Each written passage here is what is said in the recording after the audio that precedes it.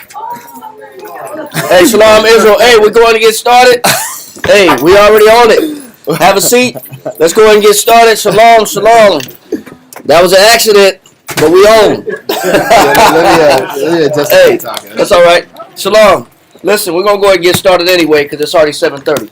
So first and foremost, shout out, shalom to everybody that's watching online. Our objective is to edify the body of Christ. If we can make better brothers, better fathers, better men, better sisters, better wives, better children, then, that's part of our job in Christ. So that's our goal, is to edify the body, build them up in wisdom, knowledge, and understanding. And that's what we want to do here. Now, we also want to give a shout out to our brothers that teach this truth. They are also in Houston and Virginia and New York. Stream of Wisdom. Shalom. Shout out to Cabo Cabo in Guatemala. Shout out to Amiatazai in London. Shout out to brothers in California, New Mexico, Florida, Costa Rica, London, and Canada. So I want to give a shout out to everybody that does contribute, pay attention, and also fellowship as often as possible. We want to, further edify as much as possible from what the Most High has given us, the little understanding we have, and hopefully it's clear. And if you have any questions, please put it online, and we'll try to get to those questions as well. But we want to finish. This is part 3 of a 3-part series that wasn't really purposely trying to be a 3-part series, but it's a lot of meat just within this one chapter of 1 Samuel chapter 25. So because there's so much meat involved in there, we can't bypass and just skip right over all the things that's involved in these personality types that's found within Abigail, that's found within David, that's found within the ball. All right. So let's go ahead and get started. You got it? Yeah, I'm figuring it out. It's still going. You can all right, perfect. Rapping. All right, well, we got the scriptures on the screen. Readers, brothers, let's go ahead and get ready for the officer. And first scripture we got going is 1 Samuel chapter 25. And like I said, this is a continuation of a 3rd part. Now, the title of this class is called Beauty and the Beast, of course, part 3. Of course, the beauty is the virtue and the wisdom that male or females possess. The beast is the person that denies the acceptance of trying to acquire these virtues and have a particular aversion or lack of desire for the things that the Most High has to offer, and that's the beast. The ones that reject wisdom, but and that are rough in their character, rough in their nature. And so the topic of this class is called when characters clash, when character clashes. So this is when you got people that have different mind frames that are in need or proximity of each other, and what happens amongst these clashes that happen, and then who the Most High defends overall. So that's what we're going to find out all within this class. All right. So the topic of the class is Beauty and the Beast, part 3, when characters clash, or when character clashes. All right. First scripture we got on the screen is 1 Samuel chapter 25, and let's pick up, because we're not trying to go backwards, and we got some information to cover, and hopefully we can finish this in one shot. Let's pick up on verse 12 in the first Samuel chapter 25. Start at verse 11. Start at verse 10, and then we'll read on down to verse 17. 1 Samuel chapter 25 and verse 10. And Nabal answered David's servant and said, Who is David? And who is the son of Jesse? There be many servants nowadays that break away every man for his master. So you can see already that Nabal was choosing the side of Saul. So he was already choosing Saul's side, and he was already calling David a vagabond, and so or vagrant. Read on. Verse 11. Shall I then take my bread and my water and my flesh that I have killed for my shears? You harped on the last class about everything belongs to the Most High in the first place. Yep. And that spirit of mine and me and mine, the Most High is against that hoarding spirit. Yep. That idea that thinks that they own anything. And the Most High controls and owns everything. He said, "Every beast of the field is mine. Every beast on every high hill belongs to me." He knows. He knows the fowls of the air. So the Most High is the creator of all things. So for somebody to use the term "mine," this is me. It already shows that they have an awkward perspective in what they do for the Most High as a manager or a servant or a landlord. And we're only managers. That's it. We didn't create anything. We didn't create ourselves either. So the Most High is judging us based on that managerial ability, not based upon what I think I possess and who I choose to distribute it to. Based on the fact of the notion that it belongs to me. Nothing belongs to us. Everything that we have, everything we understand, and everything that we know has been gifted and granted to us by the Most High. If we know better. So nothing really truly belongs to us. So read on. Con, you want from the top? No, keep reading. Con, and give it unto men whom I know not whence they be. And we also talked about the Most High loving a cheerful giver. This man had no hospitality. He had no desire to show hospitality.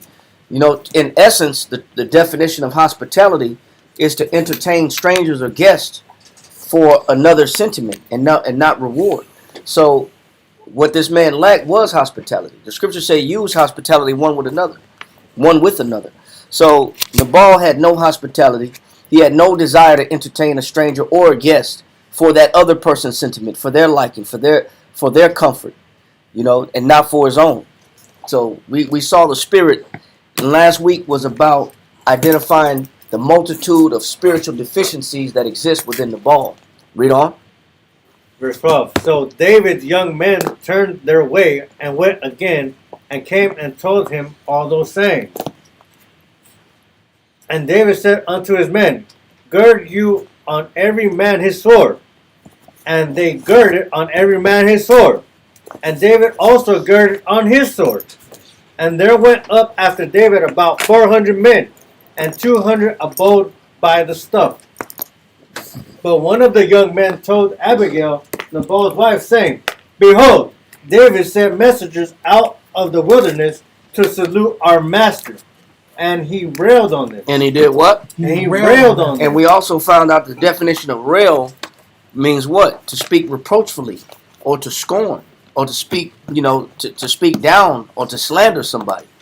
So this is what Nabal did by even saying, "Who is David?" I don't recognize this man. This man is a vagabond. He's a vagrant. So he's already assassinating his character, and he's also diminishing the value that David has in the eyes of the Most High. The Most High said David was a man after what? His own heart. His own heart. So he's showing you how, in Nabal's eyes, man, that man ain't nothing. Read. But the men were very good unto us. He said, but they didn't deserve it. They were undeserving of that treatment. They didn't deserve to be treated like that. Read on. And we were not hurt, neither missed we anything, as long as we were conversant with them when we were in the fields. He said that they were protecting us and they were about peace. Read on. They were a wall unto us both by night and day. That means that they were rotating in shifts.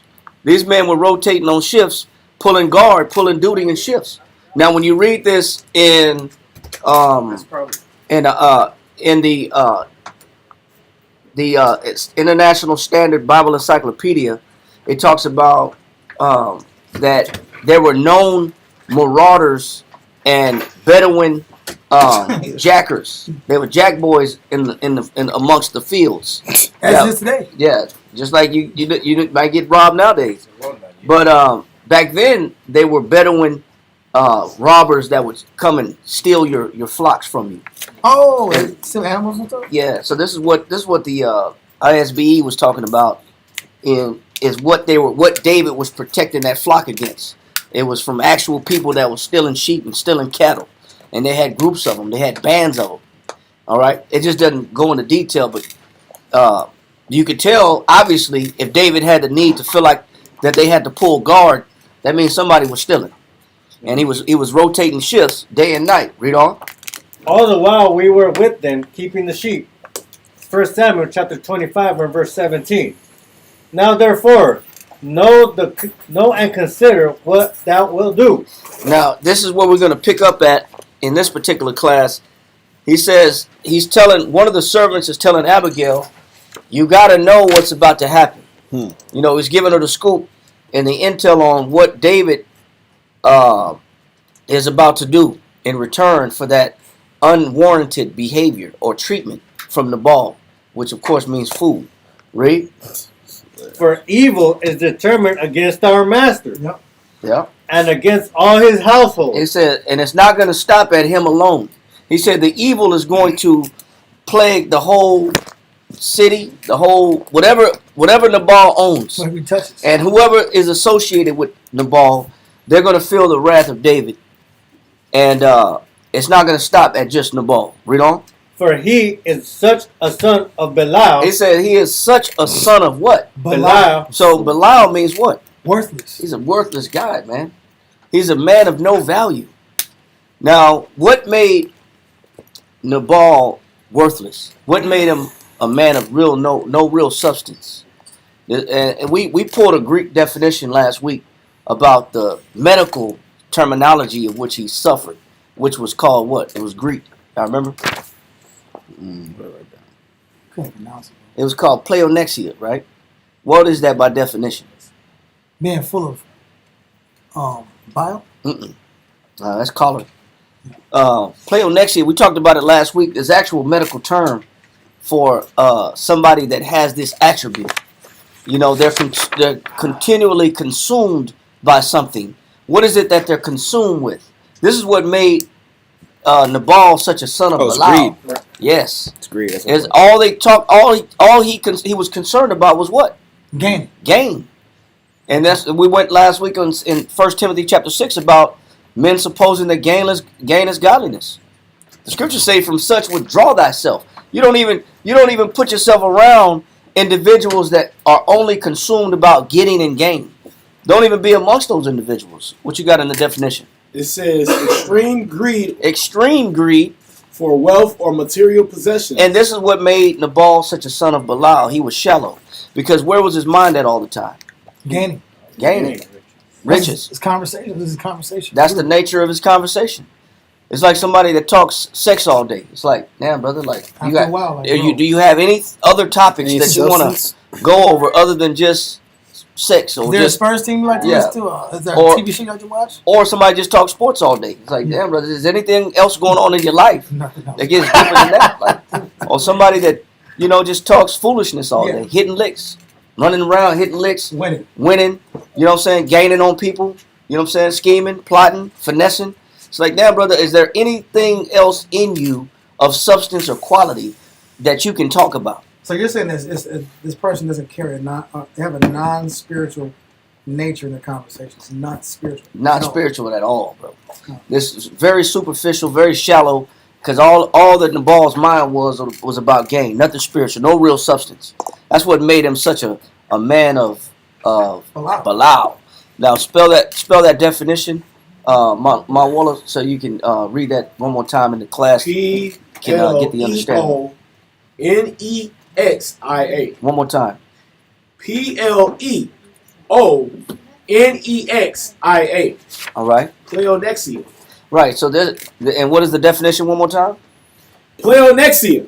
Extreme greed for wealth or material possessions. Avarice. Avarice. Avarice. Avarice. Avarice. Okay.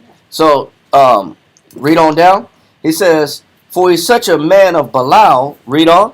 You know, Come. Amiyafi? God, for he is such a son of Belial that a man cannot speak to him. He said that a man cannot do what? Speak to You him. can't talk to this man.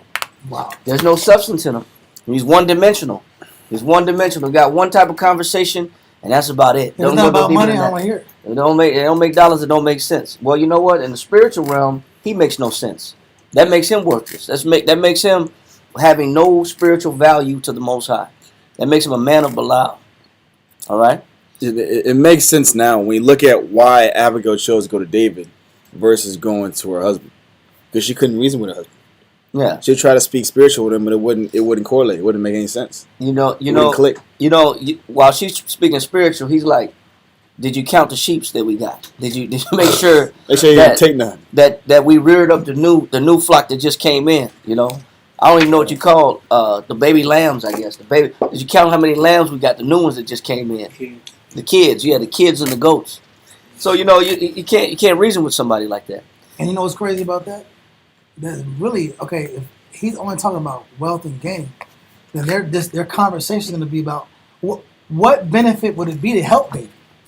Yeah, All this is a loss. He has a whole army with him. you know You're gonna lose. He fares to lose more than he has to gain. Con.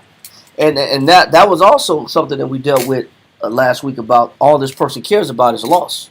You know, that it's in his nature.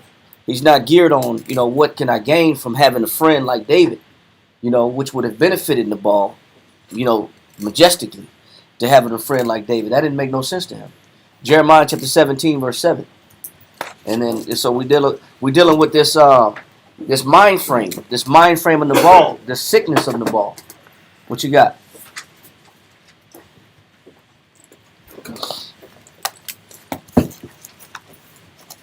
Jeremiah chapter 17 and verse 7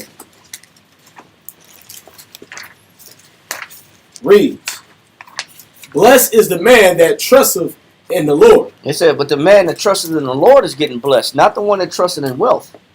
It said the one that the Most High blesses, that he enhances their life, is the one that trusts in where? In who? In the Lord. Go ahead. And whose hope the Lord is. And one thing that we read about last week is that Nabal's confidence was in where? It was in his gold, it was his money. It was in his resources. That's where his confidence was at. He didn't feel like a man if he didn't have no money in his pocket. He didn't feel substantial unless he had wealth around. Yeah. He was doing well. You know, that's another form of a shallow-minded individual, because what happens when the money's gone? Then that man is what? He's without what? He's without confidence. Because all his eggs were in that one basket. Well, Gaining. it was it. So when you take that what that man prides himself off of, or that his hope is in, you remove that, and you no longer have a man. You have a broken man at that point. Yeah. Because his faith was in something tangible. It wasn't in something spiritual. So then this man could easily be shaken once that element is gone and removed out of his life. Read. Jump down to verse 10. Verse 9. Verse 9. Come, verse 9. The heart is deceitful above all things. And you know what? A lot of us, anybody can be Nabal. And we read that also about there's many Nabals. There's more than one Nabal. Nabals exist in different forms. Anybody that values something as shallow as substantial substance or monetary values or tangible treasures is somebody that's a fool. There's multiple Nabals. So he says, read it again. The heart is deceitful above all things. But a lot of us will have a particular desire that will play a trick on our mind, that when it's taken away, we feel like, man, I'm alone, I have nothing, I'm stripped of my resources, I have no pride, I have nothing to be proud of, I haven't accomplished anything because I ain't made no money, look how I'm dressing, look what I'm wearing, look what kind of car I got, look what kind of house I live in, this is beneath me, you know what, this ain't the kind of person that I am. A lot of people got the wrong perspective on life, and they cannot find joy in life because they're looking at tangible things to validate joy, and joy is not found in earthly materials. Joy is not found in earthly possessions. We read that also last week about, you know, the things of a man's life. A man's life consisted not in the things which he possesseth. We read that also.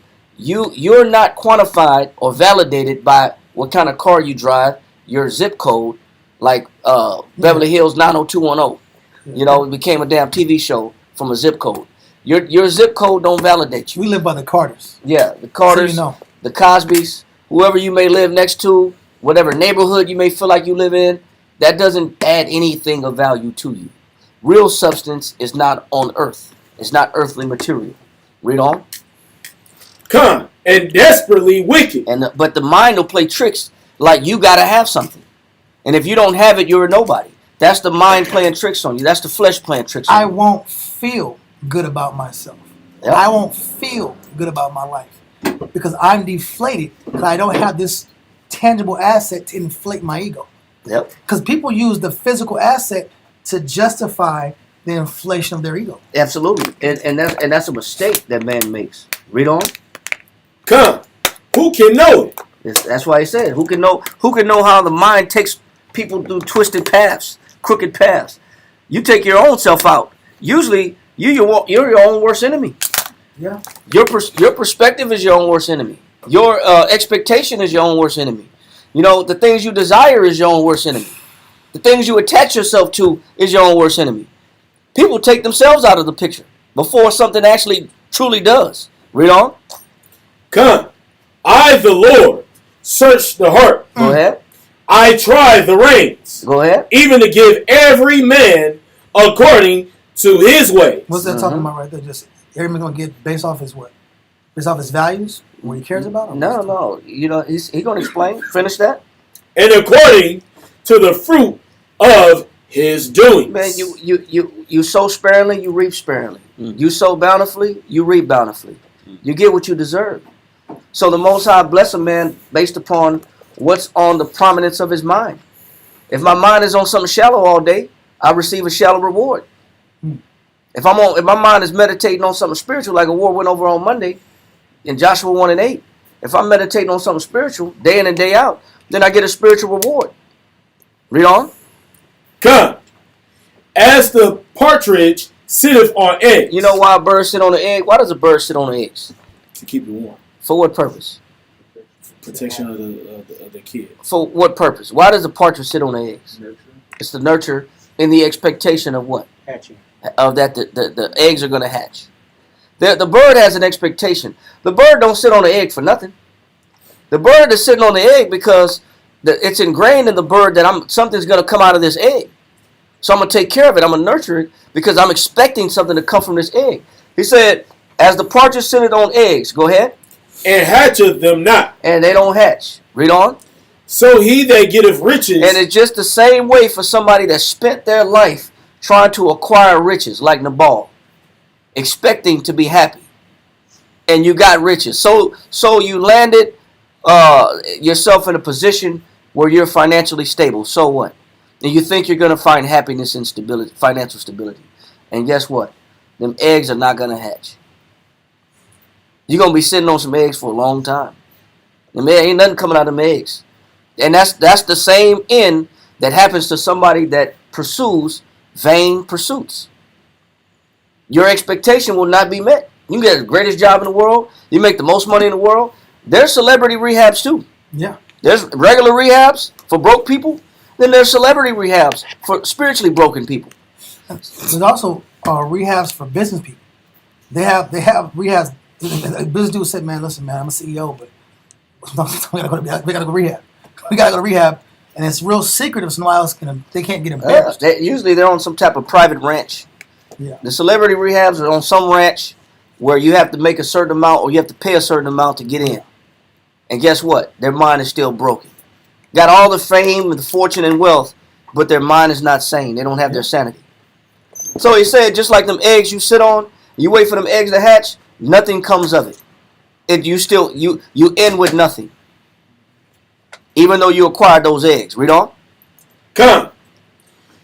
Jeremiah chapter 17 and verse 11. So he that getteth riches, finish from that point. And not by right. And he don't get it the right way. You don't let the Most High bless you. You go about your own way to establish your comforts. You go about your own way to establish, your peace of mind and to land your dream position. And the Most High will take those nest eggs that you got set up. He'll take them nest eggs and let them things just turn into putrefied, petrified, fossilized eggs. Or prison. Nothing come out of it. You've been sitting on it all. You waste your life away trying to wait on something that never happened. Instead of being happy in the current. Read on.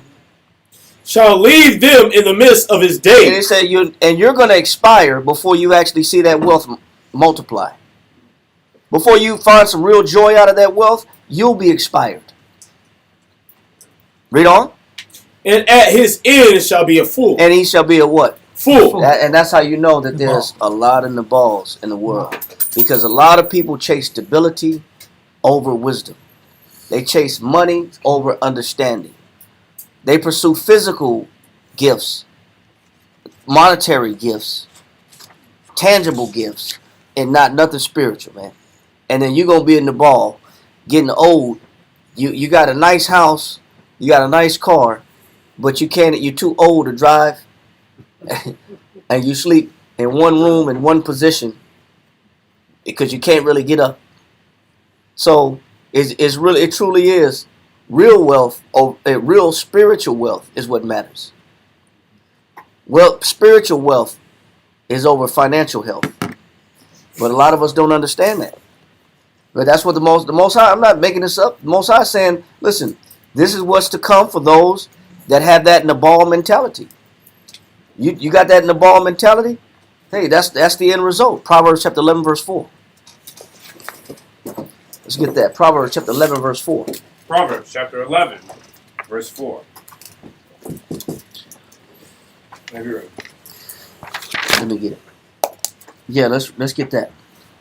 Proverbs chapter 11, verse 4. It said Proverbs. We're in Proverbs chapter 11 verse 4. Read that. Riches profit not in the day of wrath. Guess what? Nabal done pissed the man off. Nabal has put his foot in his mouth. Nabal has spoke too soon to the wrong guy, saying, I don't know that guy. So what good is all of his financial stability, but you got somebody after you now? You've made an enemy. He said riches profit what? It says, riches profit not in the day of wrath. In the day of wrath, you know what? All them sheep, the 3,000 sheep, the 1,000 cattle, all that means nothing if you're never going to see it through. You're never going to watch the end of it. Your time is going to get cut short. There's no benefit to it. And this is the same about what we read last week in Luke chapter 12 about the man that said, soul, I'm going to take my ease. I'm going to tear down my barns and build greater barns to bestow all my goods. And then I'm going to take my ease. And the Most High said, thou fool, this night thy life shall be required. He said, man, I want that life back. Then who show all those possessions? Then who show all those That's the only thing he cared Yeah. about. He's like, oh, this money, man. This wine, this orchards, this land, this property. And you know what? This is not going to help him. This is what he's saying. It's the same thing we read last week in Luke 12. Read on. Come. It says, but righteousness delivereth from death. But what delivers from death? But righteousness delivereth from death. Not foolishness. Not Nabal's. Righteousness delivered from death. Read on. Verse 5. The righteousness of the perfect. It says, the righteousness of the perfect shall what? Shall direct his way. But the wicked shall fall by his own wickedness. So being Nabal, chasing frivolous riches, you'll fall by that same pursuit. That'll be your demise. And this is an era. This is an era of man.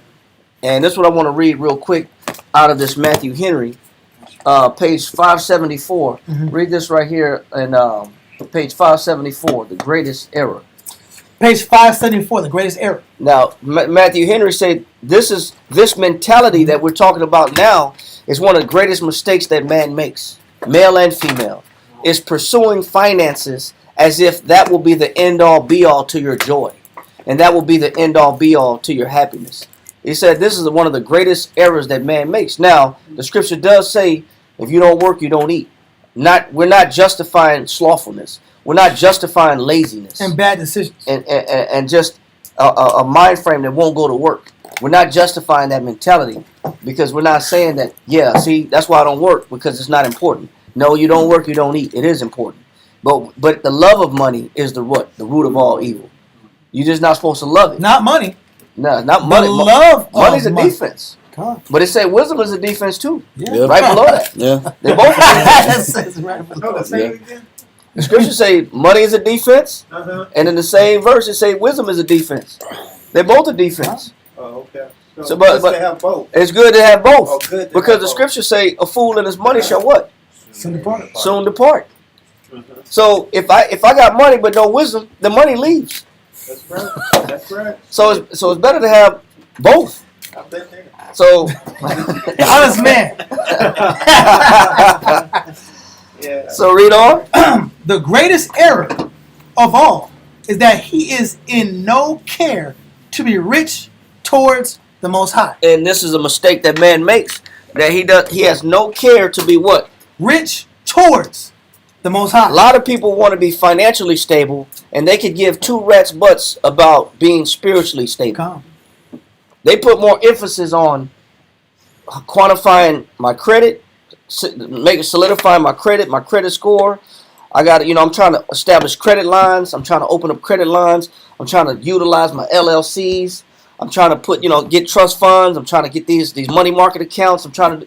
We talk money more than we talk scriptures.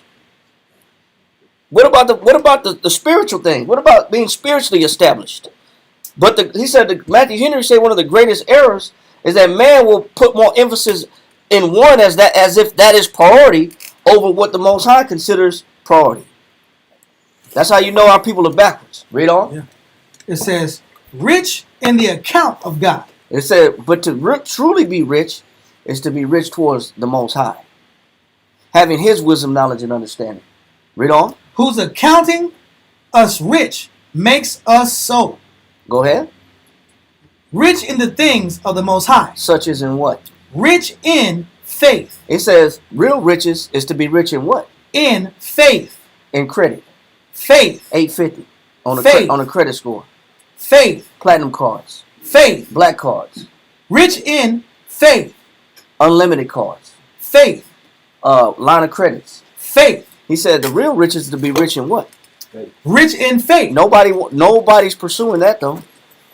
Who's on a hunt to be rich in faith? How many people talk about that on a daily basis? That concept never comes That up. conversation, you don't hear that conversation. I mean, Passover. Yeah. It's a Passover conversation. You don't hear that conversation. It's a Passover. Rich in faith? Yeah. Read on. Rich in good works. Who's talking about being rich in good works? Who's talking about who's volunteering themselves and taking more initiative to do more work? Who's raising their hand and say, I'm here, use me? Or versus saying, I feel like you're using me. That's the terminology we hear. I just feel like I'm here to be used. Well, actually you are here to be used. Now, whether you want to be used is up to you. And if you desire to be used, then you're pursuing after some real riches. But you hear a lot of people say, "Oh, y'all just using me." Well, yeah. Yes. Yeah. You should be. You should want to be used. You should be asking, what more good works can I do? You don't hear that conversation though. No. You hear, I'm overwhelmed. I'm already at my wit's end. I'm doing too much. That's the dodo bird right there. You never see it. You hear about rich. I'm rich I'm not rich in faith. I don't have a desire to do more good works. You hear people talking about my check is short. I'm pissed off at my boss because my money's short. I didn't get the check that I thought I was going to get. I didn't get the money I thought I was going to get. They taking too much out of my taxes. FICA is a beast. You don't hear people volunteering for spiritual well-being, which is to be rich in faith, rich in good works. What else? Oh, slack it. It says, rich in faith, rich in good works, in the fruits of righteousness. And so who wants to produce more righteousness? Who is pursuing after more righteousness? That's what real riches are according to the Bible. I'm trying to be rich in faith, rich in good works, rich in righteousness. What else? It says, rich in graces. Grace, meaning what? Something they don't deserve. You know what? Obtaining something I don't deserve by doing what? By extending Being grace. merciful. Extending grace to people. Yeah. It's how and you're going to see how this plays out perfectly in this story in 1 Samuel chapter 25 later down the line. Read on. And comforts. And rich and comforts, meaning what?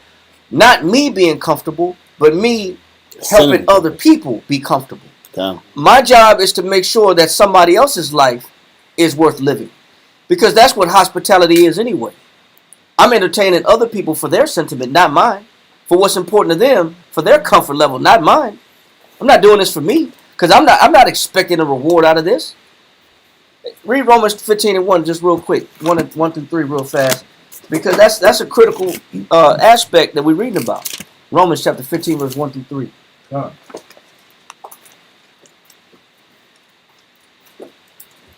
Romans 15, verse 1. We then that are strong. And if you built up in faith, if you've been building yourself up in righteousness, if you've been building yourself up in good works, if you've been building yourself up in graces, he says, ye that are strong, go ahead, We then that are strong ought to bear the infirmities. ought to support the weaknesses. Infirmities are weaknesses. We should be looking out for the weaknesses of who? Of the weak. Of the weak. The infirmities are the things that they're not strong in. How can I support somebody else in an avenue where they're not strong at? How can I build somebody else up in faith who has weak faith, who's full of doubt, who's full of anxiety and depression? How do I stir their spirit up to make sure that they're fighting to get themselves out of a calamity, and they're poor in spirit? Read on. And No, not you. Finish that in Romans. And not to please ourselves. If I'm really in Christ, am I important? No. If I'm really about the Most High in Christ, should I be numero uno? no. If I'm really about the Most High in Christ, should self-preservation be the first law of nature? Nah. I got to take care of myself, man. I'm sorry, but I'm sorry to hear your story. I'm sorry to hear about what you're going It's through. unfortunate. It's unfortunate, man. Listen, man. Keep your head up. Stay strong. God bless you. But I got to get mine.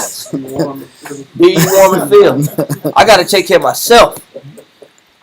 You got to do what I'm doing. Yeah, that's the conversation. Yeah, you don't hear people say, you know what, man, let me put my life second, third, fourth, and let me put your needs first. Let me look out after you first. Let me see what's going on with you first. Let me establish your happiness first, and get you on your feet, and then I'll worry about me later. The Most High give me, he'll take care of me later. But he said that's what it really means to be in the Most High in Christ, is to put yourself last. Read on. Done. Romans 15, verse 2. Let every one of us please his neighbor. Is that not hospitality? Yeah. Something that the ball never had. He said, let every one of us please who? His neighbor. Let me look out for the next man more than I look out for myself. If you're not doing that, and if you can't do that, if you don't understand that, you're not in the Most High in Christ yet. You still about you. You still roll one deep. All you trust is me, myself, and I, like Scarface, like Tony Montana. Who do I trust? Me, that's who. That's all you care about. You're not in Christ yet. You're not in the Most High yet. If you're still priority, if your life is still priority, you're not in Christ yet. You're a babe in Christ. You can be built up in Christ, but you're not there yet. You're not firm. That's why it says, ye that are strong, bear the infirmity. You're not strong yet. You're still a baby. You still have needs. But you're supposed to be exalting yourself or getting to the point or transfiguring yourself to where instead of just being the needy one all the damn time, I can become the giver. I can't always be the liability. Yeah, I just can't be the recipient. Yeah, recipient. There has to come a time to where I'm the giver now. I'm helping other people get built up. Not just other people just, how come, nobody's helping me? I'm the victim. Yes, that's true. And that should be only for a time. But you should get built up in the scriptures and knowledge and understanding to where you understand that I got to get stronger because there's other people that need my help. They need what I have to give. They need what I have to offer. I have a testimony I could give. I have a situation where I can help somebody that's gone through whatever it is that I've gone through in life and I've overcome. Let me aid them in getting over that. Read on. God, let every one of us please his neighbor. Go ahead. For his good. For his good. Not my good. Not my good. I'm going to get something down the line. Yeah. Hey, I'm going to hook you up so you can help me out. I got a string attached. Come. Because that's how we do it. I'll help you, but you know what? I got a string on that. Yeah. I want something in return. And if I do something for you, you damn right you better do something for me. That's not hospitality. That's not Christ. I took care of you, you take care of me. It's a loan shark, bro. Yep. Yes, sir. No, the saying of I scratch your back. You scratch mine. Yeah, you know, that's It that's don't always work out that the way. the world says that. Read on. God, for his good to edification. So if you're in Christ, you're about building other people up, not yourself. Can I pull this verse real quick? Mm-hmm. Quick. If If it ain't quick, just hold it. yeah, I'll hold it. Yeah, because we got a lot to cover. I want to make sure we finish. Okay, I'll hold it. All right. So he said, for his good to edification. Right. It's about other people. Read on. Now we at. It says, rich in graces and comforts and spiritual gifts. Read on. Many who have abundance. It says many people who have solidified themselves in financial stability. They have abundance. They have extra. They have a savings account. They got money. You know, put away for a rainy day. They got extra. He said many who have abundance. Read on. Of this world. Go ahead. Are wholly. Are completely what? Destitute. They're completely empty. Lacking. Destitute means to be empty. A lot of people that got money are empty individuals. We read that last week also. That a man may have riches, but he also is empty on the inside. Because although you've got the money, you have no inward spiritual disposition or mind frame to please the Most High. Therefore, you've acquired no spiritual gifts. You have no spiritual abilities. Money doesn't give you spiritual abilities. It just pays bills. Yeah. It doesn't grant you anything spiritual in the eyesight of the Most High. He said this is the mistake. He said this is one of the greatest errors of man. Man wants financial stability, but don't pursue spiritual stability. Read. Of wholly destitute of that which will enrich their souls. It says they care nothing about enriching what? Their souls. Don't you know that you're made of two parts? Get 1 Corinthians 6 and 19 real quick. Really quickly. I want to keep going. 1 Corinthians 6 and 19. Read this real quick.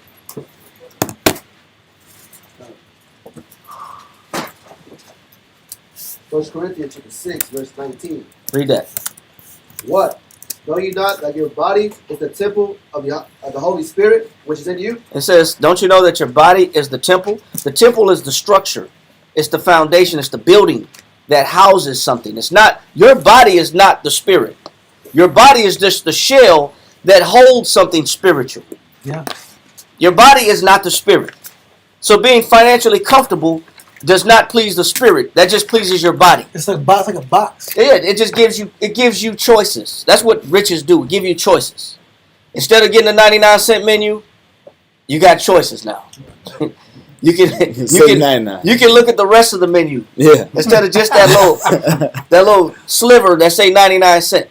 You can actually view the number 12s and the number 13s, and you get to go down the list. All the money do is give you choices. Yeah. You know what I'm saying?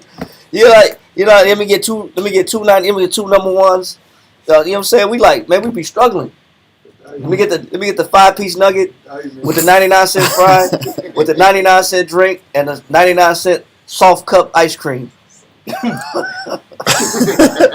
Can you mix it with Yeah, chocolate? with the chocolate with a little fudge on it. Put some flavor on it. Brother, so it just gives you choices. It doesn't make you spiritually wealthy. So a lot of times we pursue the stability of one while completely neglecting the other. Yes, sir. And that's what he's saying. So he said, don't you know that your body is the what? Nathaniel. Temple. Okay. You got to stay there, bro. Know you not that your body is the temple of the Holy Spirit, which is in you? He says, so you're made up of two parts. You're made up of a body that's just the temple, it's just the building. And then you got something spiritual on the inside. Why do you feed the outside and ignore and neglect the inside? That's one of the greatest mistakes. We pursue the comfort of one, neglect the other. Yeah. I'm guilty of it. Read on. Which ye have of the Most High, and ye are not your own. And guess what? Your body's a loaner. It's being lent to you, no different than a rent-a-car. You don't own that rent-a-car. True. You got to turn that body back in. And it better be in good condition. You can't paint the rental car, put rims on the rental car. It's not yours. You can't put a system and a TV in a rental. It's not yours. I had to hook it up. I had to hook it up. I had to put them things on it. That's not yours. So he's saying that your body is not yours either. You don't get you get limitations on what you do with your body. It belongs to the Most High. And guess what? Your spirit belongs to the Most High too. And that's why if you don't deal with it correctly, he'll take it back from you. He'll snatch it from you. Wow. And that's what we read in Luke chapter 12 last week about the rich man. Okay, you don't want to do right by it? No problem. I'll take it from you. Take both of them from you. Yeah. Because they're loaners. They're renters. We're renters. He said your body and your spirit both belong to who? Sorry. Nathaniel? Verse 20. For ye have brought with a price. No. Read the last part of that. Which ye have of the Most High. It said which you have of who? The Most High. Read on. And ye are not your own. That's the part I want to get to. You don't belong to you. You don't get to do what you want to do with your body nor your spirit. They both belong to the Most High. But a lot of times we'll feed the body, but completely neglect the spirit. It's my life. It's my life. And this is going back to what Matthew Henry said is one of the greatest errors of man. We go for the riches, totally neglect the food for the soul. The soul is starving. The soul is like an African baby. Yeah. In the bush with the ribs sticking out. That's how the soul look, with the eyeballs bulging. But the spirit is heavy. I mean, the flesh is heavy. Well nurtured, well groomed. But one of them empty. Yep. Read on.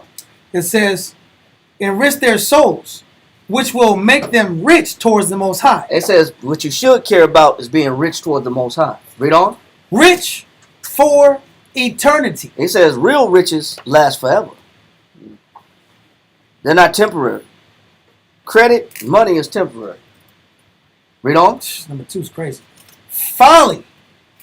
The folly and the misery of a worldly man. It says there's a folly, that's a nabal, a fool. There's a folly and a misery to who? A worldly man. You know why? Because there's no amount of worldly riches that can satisfy the soul. And that's why it's folly. You can have umpteen $1 million in your account and you will not be happy. You will not have peace of mind. You will not have comfort. Read. It says, our Lord Yahushua, Christ, who knows what the end of things will be, has here told us what is his end, what the end will be. Note, it is the unspeakable folly of the most of men to mind and pursue the wealth of this world He calls it unspeakable folly of most men to mind and pursue. Meaning my mind is on riches. Mind my money? And I'm chasing it. God. I'm pursuing the wealth of this world more than what? More than the wealth of the other world. Don't you know that this is not the end? This is only the end of the flesh. This is why the scriptures say man go to the earth and his body go back to the ashes and the dust of the ground. So when the physical life ends, you still, that other part of you, that spirit, still got to live somewhere. It's still going to spend eternity, because that's what a lot of people don't understand. Your soul is eternal, but it's either going to reside in a place of comfort or a place of discomfort, and we know what those are. In a happy place to be. You're going to be in a grand ball with the grand reception, or you're going to be in the grand torments. Yeah. And Sheol, In damnation. Hades, whatever you want to call it. With a soft spirit. So the soul is eternal. Come. So what you choose to do with it is more important than what you choose to do with the physical in this life. This one's got an expiration date. The other one doesn't expire. But this flesh expires. That's why the gray hairs come. Yeah. That's why the skin sags. It expires. It's expiring as we speak. But the other part of you that's eternal, it lives forever. You better choose wisely. Read on. That which is merely for the body and for time. And it's for short time. Read on. More than that which is for the soul and eternity. So he said this is one of the greatest mistakes that man makes, is to not recognize what part of you is more important, the physical or the spiritual. It's the error of most men. It's the error of men. So that's a mistake that we make, that we're reading about in 1 Samuel chapter 25, about that spirit that's in the ball. That spirit that's in the ball is in a spirit of error. It's a man that's completely consumed about his physical, tangible, consumption of things of this earth. Not so much on the well-being of the spirit. All right? So let's go back. Let that go. And I think we got the point on that. Let's go back to 1 Samuel chapter 25, and let's pick up on verse 17.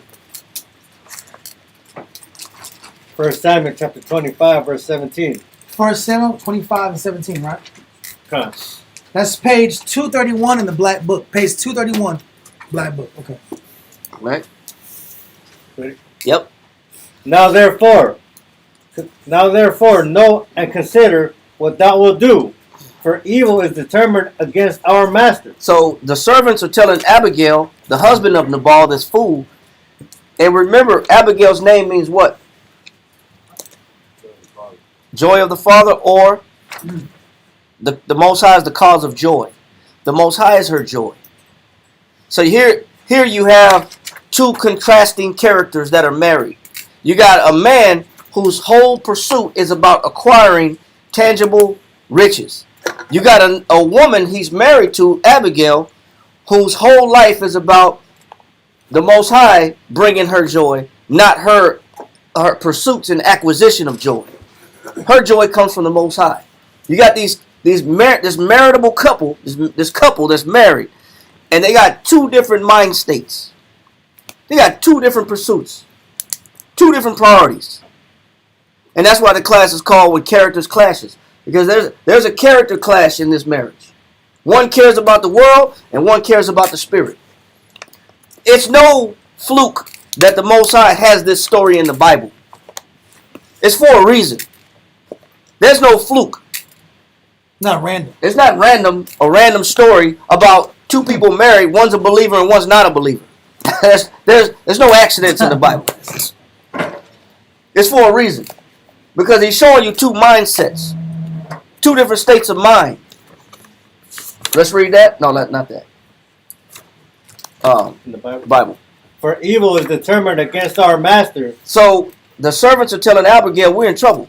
Man, our master he put his foot in his mouth and he about to get us all killed. He's waxed up. Read on. And against all his household. For he is such a son of Belial that a man cannot speak to him. Go ahead. Then Abigail made haste. Now listen. Why did Abigail make haste? For the servants too. Why did she make haste? What does it mean to make haste? She's quick. She started moving fast. Abigail started moving quick. Should make some decisions out. You know what? She got to play cleanup. she got to spill on aisle 5. Yeah. Again. He's probably been doing this. See, that's why I say again. Because with that kind of mouth, you're going to constantly get people coming against you. But she's moving fast. She's moving. That's what it means to make haste. She's moving quick. Read on. Then Abigail made haste and took 200 loaves and 2 bottles of wine. He been had it. That.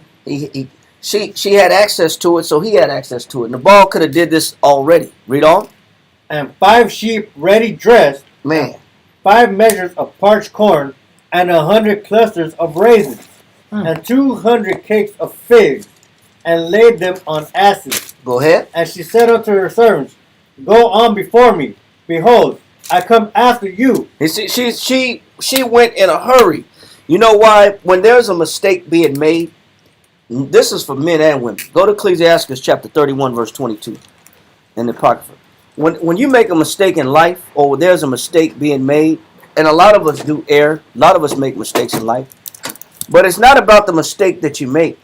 It's about how you choose to handle or attack the mistake that you make. That's true. It's how do you treat the mistake that you make. Is it like, oh man, this is no big deal? Yeah. So get over it. Everybody's human. Everybody makes mistakes. Why are you tripping with me? Is that your mentality when you make mistakes? And my first and my last, bro. Yeah, I'm only human. Man, make mistakes. That's what we're gonna do. Get over it. Why are you tripping? Yeah. It's a mistake. I'm only human.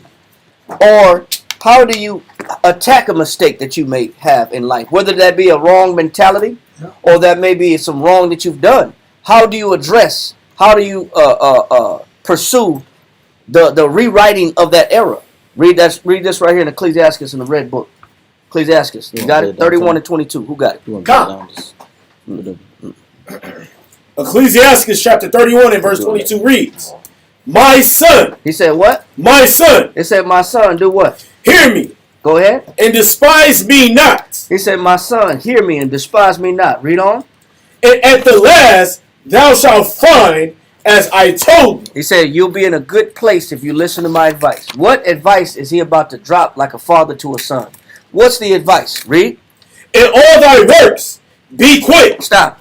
He said, in everything you do, be what? Be quick. Why is Abigail moving in haste? Because that's what she was taught. You know, no, because that's the spirit that's in her. Because she understands that in order to recover from a fall, in order to recover from a mistake or a backwards way of thinking, you don't have a lot of time to recover from that mistake. You don't have a lot of times we think that we got all the time in the world to change a bad mentality. You know it's the truth because a person, you can tell them and show them and demonstrate to them what their flaws are, and they still move at a snail's pace. They have no sense of urgency. None whatsoever. There's no urgency for change. There's no urgency for recovery. You could tell a man or a woman all day, hey, listen, this is a thing that you need to take a look at. This is a spiritual flaw of yours. This is a character flaw of yours. And you could tell somebody this to their face, and they still move slow when it comes to repairing of it. I'll get to it. I'll get around to it. I'll get to it when I get to it. Yeah, you know, we all gonna die of something. It's a crazy one. But he said, my son, in all thy ways be what? In all thy works, be quick. He said, be quick. If you showing somebody, hey man, you got the spirit of a sloth on you. You need to change that. You need to have some initiative. Wow, man, you know, I'm going through some things. Or if you have bad health and you've been told, hey, you got to start making adjustments dietarily. Pick it up. Take it Yeah. serious. So should that be like next year, 2024? You know, I always do good on even numbered years. You know what I'm saying? It's always them odd years. Yeah. The 23s and the 25s and the 27s. Those are my bad years. I'm always better off on the even years. I get to it in the even year. You might not get to the even year. Because he said, in all my ways, be what? Be quick. Be quick. So when you're shown that you got something wrong with you, man, you better jump on it like lightning. This is what makes Abigail different than women. This is what gives her the advantage. She ain't slow when it comes to somebody making a flaw or mistake or trying to recover from a flaw or mistake. He said, in all thy ways be quick. Read. So shall there no sickness come unto thee. And he said, boom, you don't got to worry about what? Sickness. So you can prevent a lot of damage and harm based upon how fast you move when there's an error in your life. You can that's preventative maintenance. We say, oh man, God made me sick. Yeah, we blame them all. We say that. We take that mentality. That's the wrong approach. You know, without moving, you got to understand how the Most High looks at when somebody's moving in urgency. It's not part of the class, but we got to read it real fast. Hebrews 11:7 real quick. Hebrews chapter 11 verse 7. We got to read it real quick. Somebody get it real fast because you got to understand the power and the value of moving fast when you've shown that there's something wrong. That passion, that fervency. That initiative. You got to invoke some type of speed or persistence. You don't got all the time in the world you think you have. Read this right here. Look, Hebrews 11:7. Read that real quick. Hebrews 11 and verse 7. By faith, Noah, being warned of the Most High of things not seen as yet. During the time of Noah, it never rained. Why would he need a boat and build an ark when it's never rained before? Don't do that. It never rained, so there was never a flood. Why would I need a ark and it ain't never rained and it never flooded? Hell, I need that's like a flood in the desert. You're wasting my time. It's a waste of my time. Why are you telling me to build something that I ain't never seen happen yet? He said, but Noah, he had faith that what? Moved with fear. He moved with what? With fear. What does it mean to move with fear? Moving anxiety. You're moving with a sense of urgency. Meaning time is of the essence. I don't got time to mess around. This is why Abigail is moving in haste. She don't got time. That urgency does what? Read on.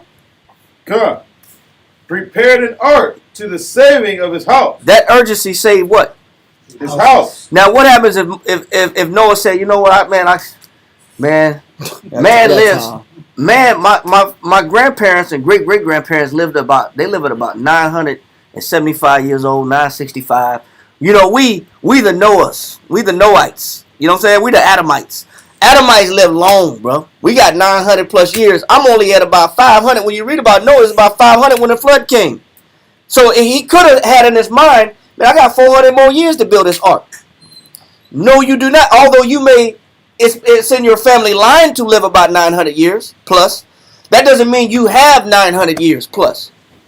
But he said through the urgency, he moved with fear, and through that fear, it caused the saving of his household. What you got?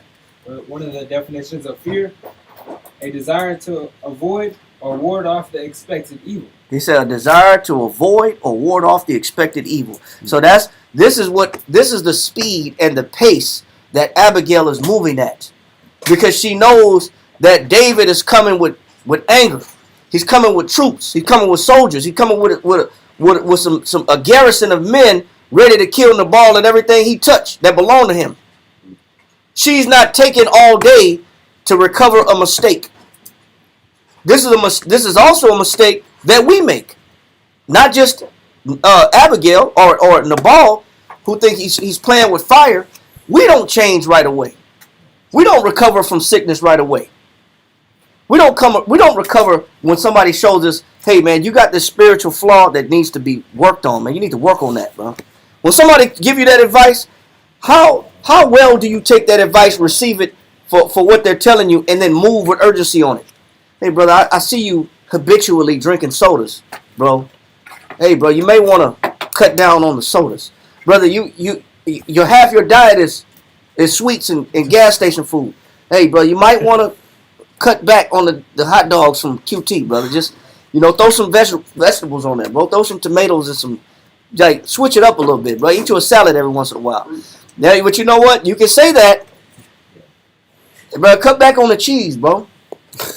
Yeah. Oh no, man. Can't do that on the cheese, I can't do it. Not on the cheese, man. I can't do it. I'll put extra pickles on it then.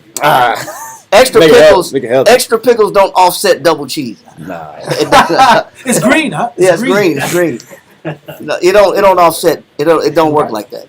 But you know what? How fast do you change when somebody tell you what's wrong with you? That's something that you got to think about. This is a no-brainer for Abigail. All right, let that go in Hebrew. Let's get back to 1 Samuel chapter 25, Verse 19. and we're in verse 19. That's a no-brainer for her. She moving with haste. Read that again. 1 Samuel chapter 25, verse 19. And she said unto her servants, Go on before me. Behold, I come after you. And she said, I'll meet up with y'all later. Let me get this food ready. Read on. But she told not her husband Nabal. Now, we're going to explain this later on down in the class, because a lot of people think that Abigail is justified by keeping secrets. You got a lot of secret wives and secret sisters that don't like to tell their husband what they're doing. And they'll try to use this to say, see, Abigail didn't tell her husband, so that's why I don't tell my husband everything. She was a good woman. No, we're going to explain that. We're just not going to do it right now. We're going to come back and explain why she didn't tell Nabal at that time. All right? But don't read this thinking that you're justified by keeping secrets. No that secret agents. Yeah, No secret agents. that you're justified by keeping something back from your husband that you're doing, and you think you're justified by the Most High because you read this verse. No, you're not. And that's why I said we're going to come back and revisit that part. Read on. Verse 20. And it was so, as she rode on the ass, that she came down by the covert of the hill, and behold, David and his men came down against her, and she met him. And David had said, Surely in vain have I kept all that this fellow hath in the wilderness, so that nothing was missed of all that pertained unto him. Now, in the midst of Abigail being in pursuit of David, trying to catch up with him before he slays the whole village, David's already in his mind like, man, I'm regretting the good that I did for this guy.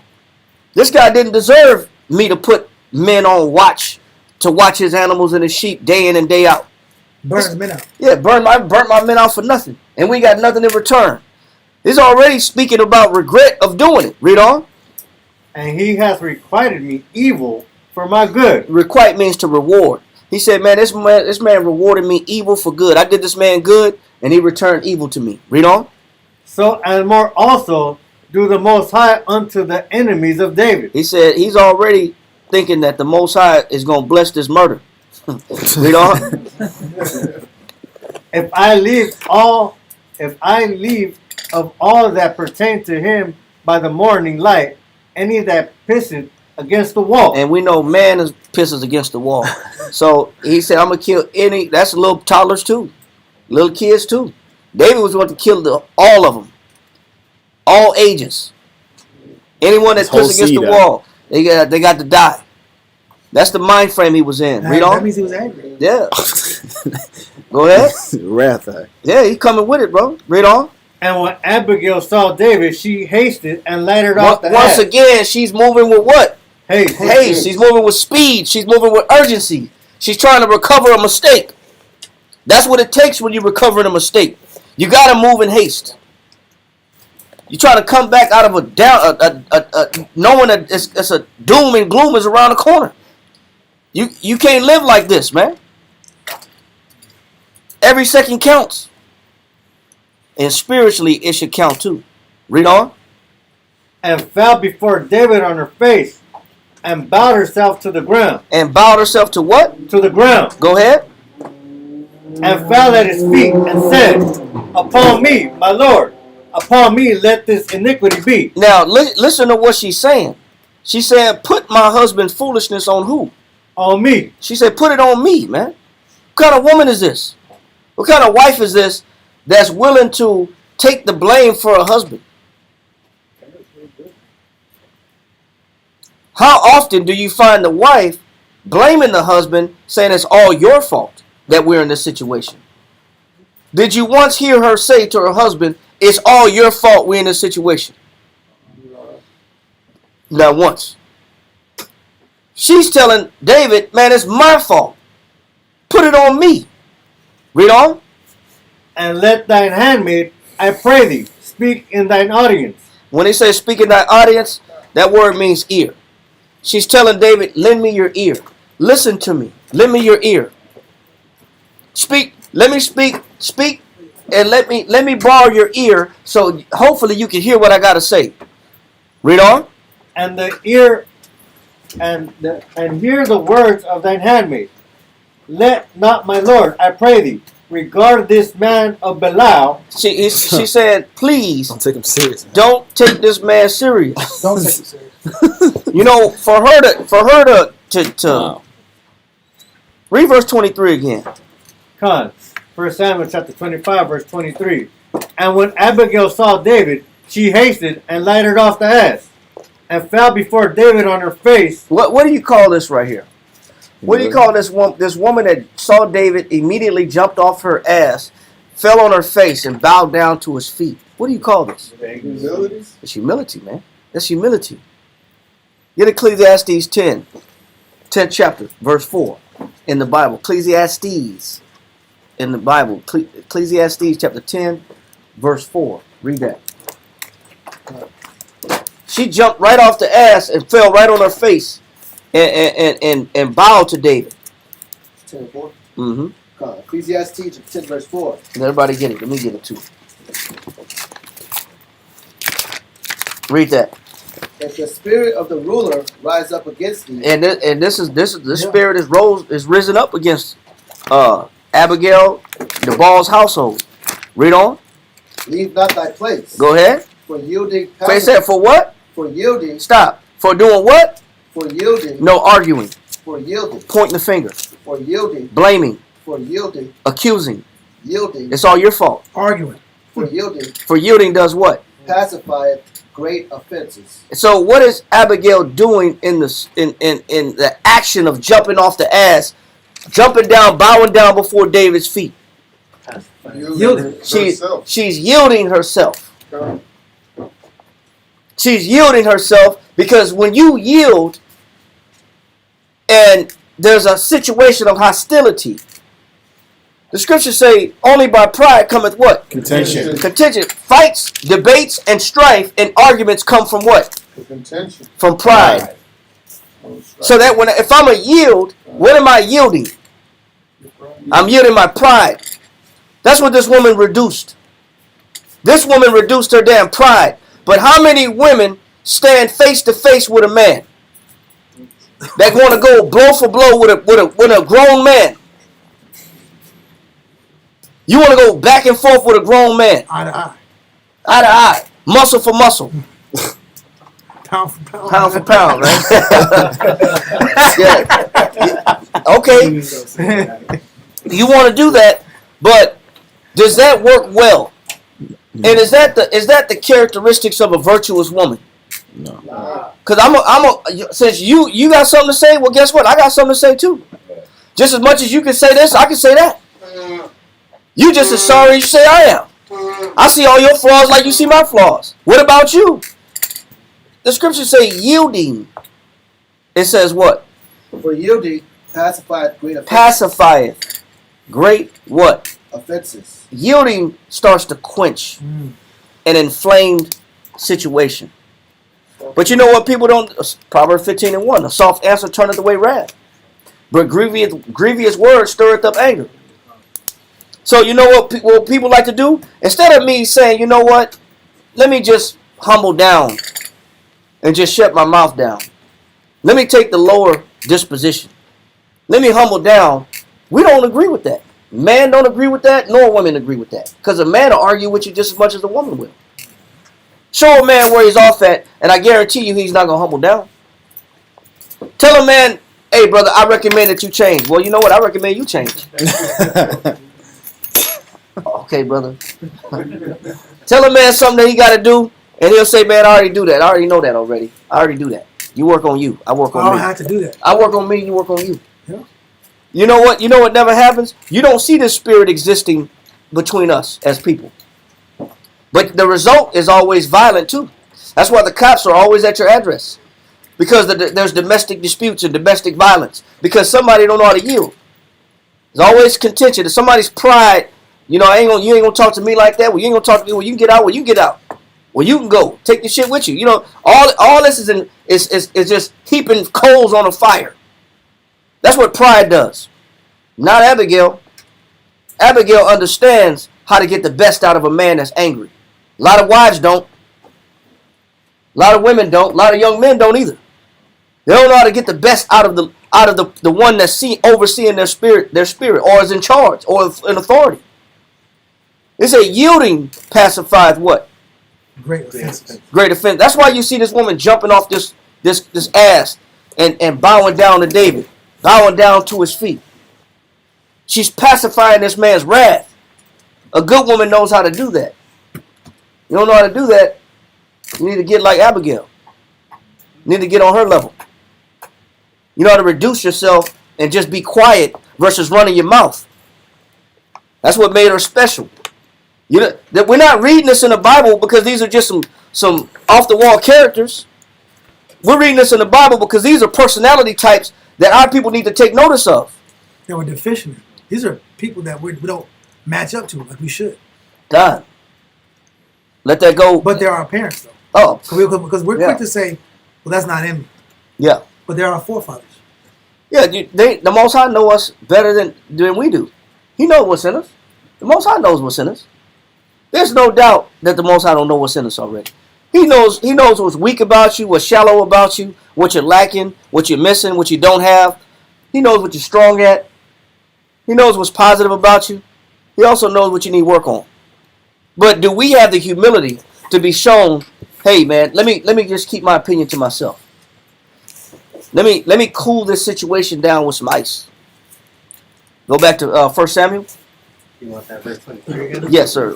23 and 24 is fine. All right. 1 Samuel chapter 25, verse 24. And fell at his feet and said, upon me, my Lord, upon me let this iniquity be. It said what? Let this iniquity be. So you know what? A woman don't recognize how much that affects a man. That has a great effect on a man when you don't start putting on a masculine vibration.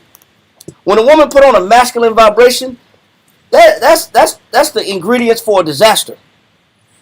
Go to Proverbs 7 and 21 real quick. Proverbs chapter 7 verse 21. Women don't understand the power of how to speak to a man, especially a man that might be a little angry or perturbed or full of wrath. 7 and 21. Proverbs, read that. Proverbs chapter 7 and verse 21. With her much fair speech. It says a woman has the power to use what? Fair speech. A woman has the power to use fair, attractive, beautiful, comely, what? Speech. Speech. It's a choice. A woman got a choice to use certain words. You got the choice to say, you know what? I'm gonna poke at this man. I know he pissed off, but I'm gonna say something to just take him over the top. Yeah. And I don't give a damn what he do. Okay. It always hit me. Yeah. Hit me. Not saying that we don't recommend that. Justify. We don't justify or recommend it. We don't justify abusers of mankind. But you know, it's funny how a woman will take that masculine approach, go toe to toe with a man, and then be mad about the repercussions. Or a man will do the same thing. A man will do the same thing and be out the street. Yeah. Hey, well, brother, you got. That's your opinion. That's how you want to deal. Well, take them little bags you got, and go ahead and take that with your opinion, and exit. I can't believe these brothers treated me like this. I thought that was a Bible school. I thought it was a Bible school. It was a Bible school until you want to act right. Yeah. It's gonna be a Bible school when you leave. It's gonna be a Bible say if you want to stay. Right. It ain't changing. It's gonna be a Bible school. Yeah. That's Are you gonna fix this? Are you gonna go toe to toe? You know, not enough people understand this. There's power in words. There's power in words. It's about her much fair speech. What? She calls him to yield. She can call a woman through her speech, through her mouth, can cause a man to what? Yield. That can slow down a man's anger. But a lot of women don't have enough humility or care or concern. It's not meek enough to talk to a man to use the right words. They don't got enough humility. They don't know how to use. They use their mama's words. Yeah. I'm gonna talk to you like my mama talked to my dad. Well, there's a reason why your dad's always in the garage. Yeah. Yeah. He's always working on cars. It's like, man, I thought you just changed the oil. I thought you changed the oil already. Been changed the oil. Yeah. I thought you already fixed that. That's funny. Man, he got a TV in the garage. he got the mini tools, fridge, mini fridge, and a pee bucket around the backside of the garage. Well, he don't even got to go in the house. Yeah, it's like, damn, you been working on that all day long. Like, damn, when you gonna come in the house? He's very busy. Mind your business. Yeah. You know, I get in the house when I get in the house. But you know what? Listen, but you choose. You want to talk to a man how you seen your mama talk to a man. Okay, mom be single. Mom been divorced for a long time. Mom be lonely because she didn't know how to use what the Most High gave her to give some fair speeches. She didn't know the power of fair speeches. How that could pacify a man's wrath. Hey, it ain't just it's for man and woman. It's for both. Let that go. Let's go back to where we at in 1 Samuel chapter 25 and verse 24. And fell at his feet and said, Upon me, my Lord, upon me let this iniquity be, and let thine handmaid, I pray thee, speak in thine audience. Give me your ear, please listen to me. She's begging. She's begging for David's ear. That's what that word means when they say audience. She's talking. She's saying, David, lend me your ear. Let me tell you something. Tell me something good. Yeah. Go ahead. And hear the words of thine handmaid. Go ahead. And she's calling herself his handmaid. Meaning what? Servant. She said she's calling herself his servant. She said, I'm your servant. Look at the choice of words that she's using. Is that for an accident? No. Come on, man. You are going to slay everybody. This person said, I'm your servant. You know what, women? You're just a man to women. As your wife, you're just a man. You're a sperm donor. Yeah. That's a new one. I've heard that one before. You're just a baby daddy. You don't get the right to talk to me that way. You don't have the right. I paid most of the bills, so you don't have the right to talk to me a certain way. Oh, okay. I ain't earned that right, huh? 20 years, I ain't earned that right, huh? All these kids and all these things that's been done, but I don't have the right. Okay. That's why it's a choice. Listen to what she's saying. Look at the words she's using. She said, thine handmaid. I'm your servant.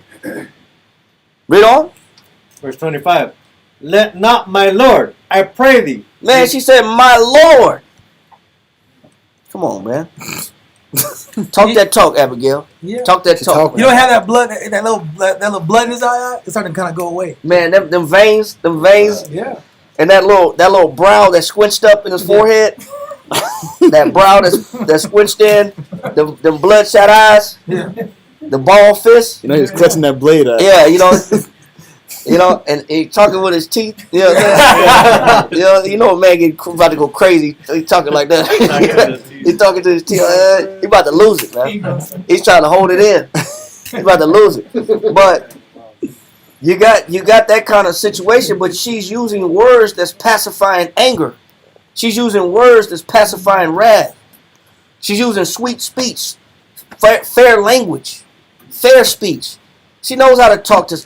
That's why Abigail's a woman of good understanding. She knows how to talk to a man. A lot of wives don't get this. They don't understand this premise.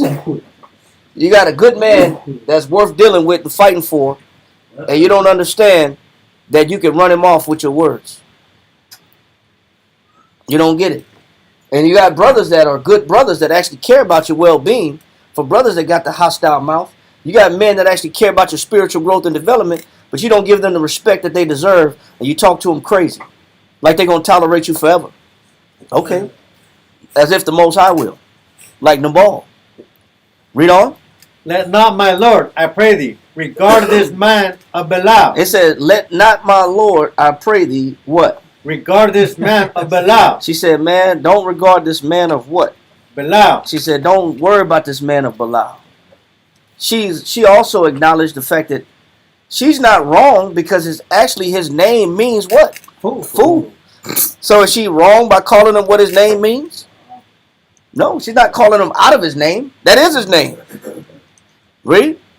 Even the ball. For as his name is, As his name is, so is he. so is he. So she ain't calling him some odd, strange words. She's using the words that fit him.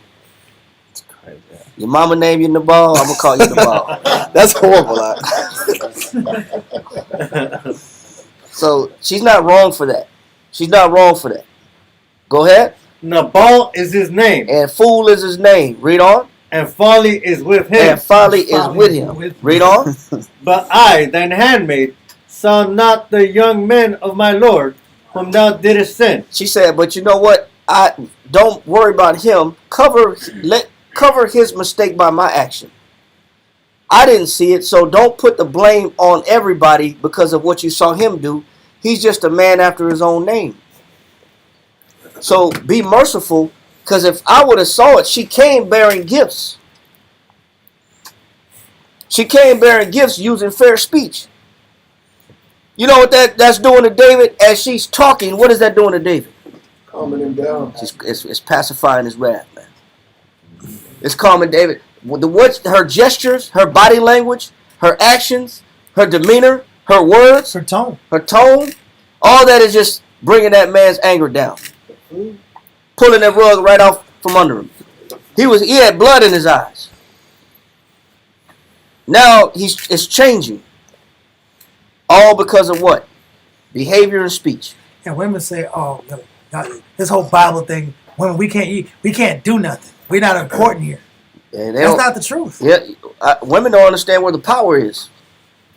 1 Peter 3 and 4. They don't understand where the power's at. There's power in certain things. We just have no idea what's powerful. They don't know what works. Using words like sorry, no good,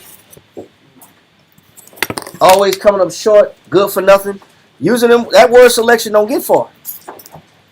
Terrible, Yeah. horrible, Ridiculous. low life, dummy. Them words don't Sick of you. sick of you, I'm tired of you. Them words don't activate a man to do right. Read. 1 Peter 3 and 4. Who got it? 1 Peter chapter 3, verse 4. It says, "But let it be the hidden man of the heart." It said this woman you did not read about her outfit that she wore. True. Now, just to contrast this situation, go to Judith in the Apocrypha, chapter 10. Get verse 1 and read 1 through 4 real quick.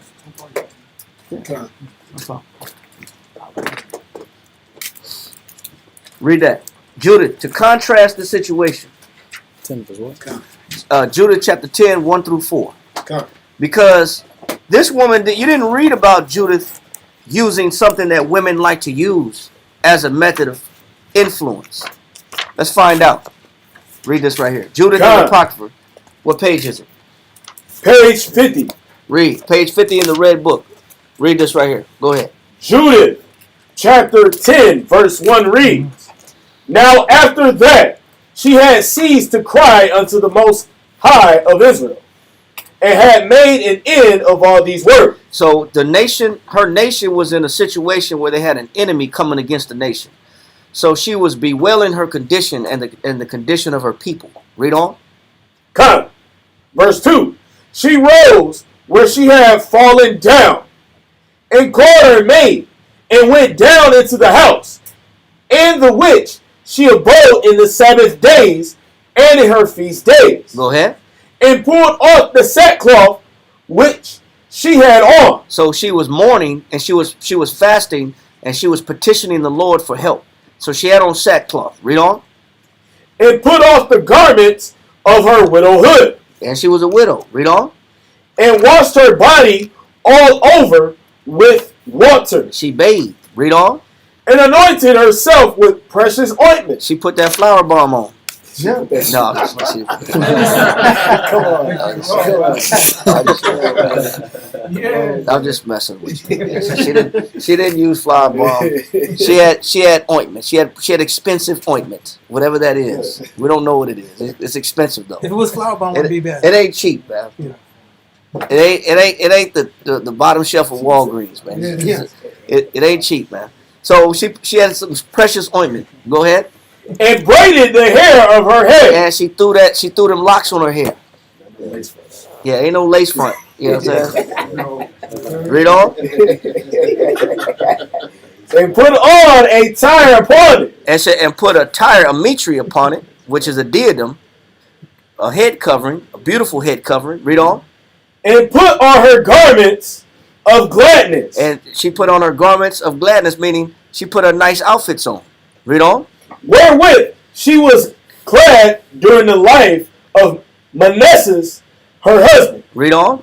And she took sandals upon her feet." You know, the feet was right. Read on. Because you know women don't put no sandals on if the toes ain't right. Yeah. The toes was right. Yeah, them toes was right. Read on. Let's put the sandals on. Read on.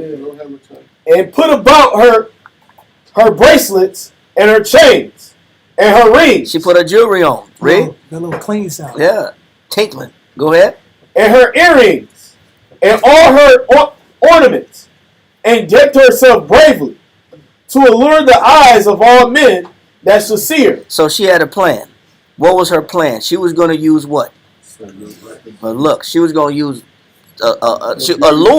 allures to attract by to capture by attraction, to entice somebody. So she's putting on something that's going to bait men with men's eyes. That's going to get some attention. She's going to deck herself out. Now that she had a plan, it was to get close to the king, but to do him in when you read the story. But Abigail didn't do that. Abigail didn't put on a dress. She didn't put on no fine decked out chains, no bracelets. She didn't put out she didn't put the precious ointment on. What did Abigail use that also gets men's attention? Well, that's good. Let's read. That's why we're in 1 Peter 3 and 4. Read that. What else did Abigail put on that gets a man's attention that women don't understand?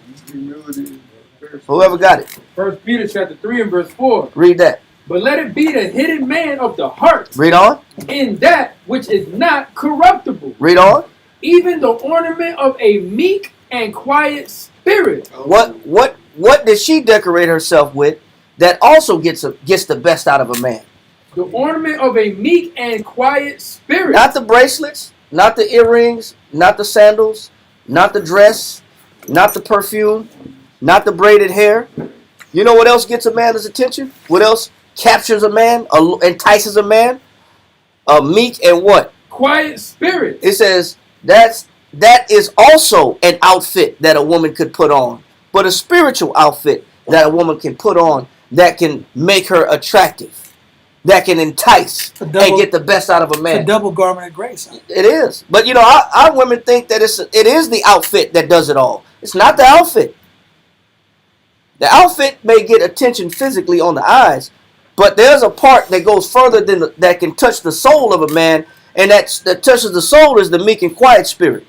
Women know how to know when it's time to speak and when it's time not to speak. That chooses the right words, and the quality of words that she's using can entice a man and get the best out of a man. That's something that most women have no idea of the value of the strength and the power of a meek and quiet spirit. How powerful that is. It's more powerful than any outfit, Dooney and Burke, Red Bottoms, Fendi, Maybelline, Dolce & Gabbana, all that. All that it can't touch that.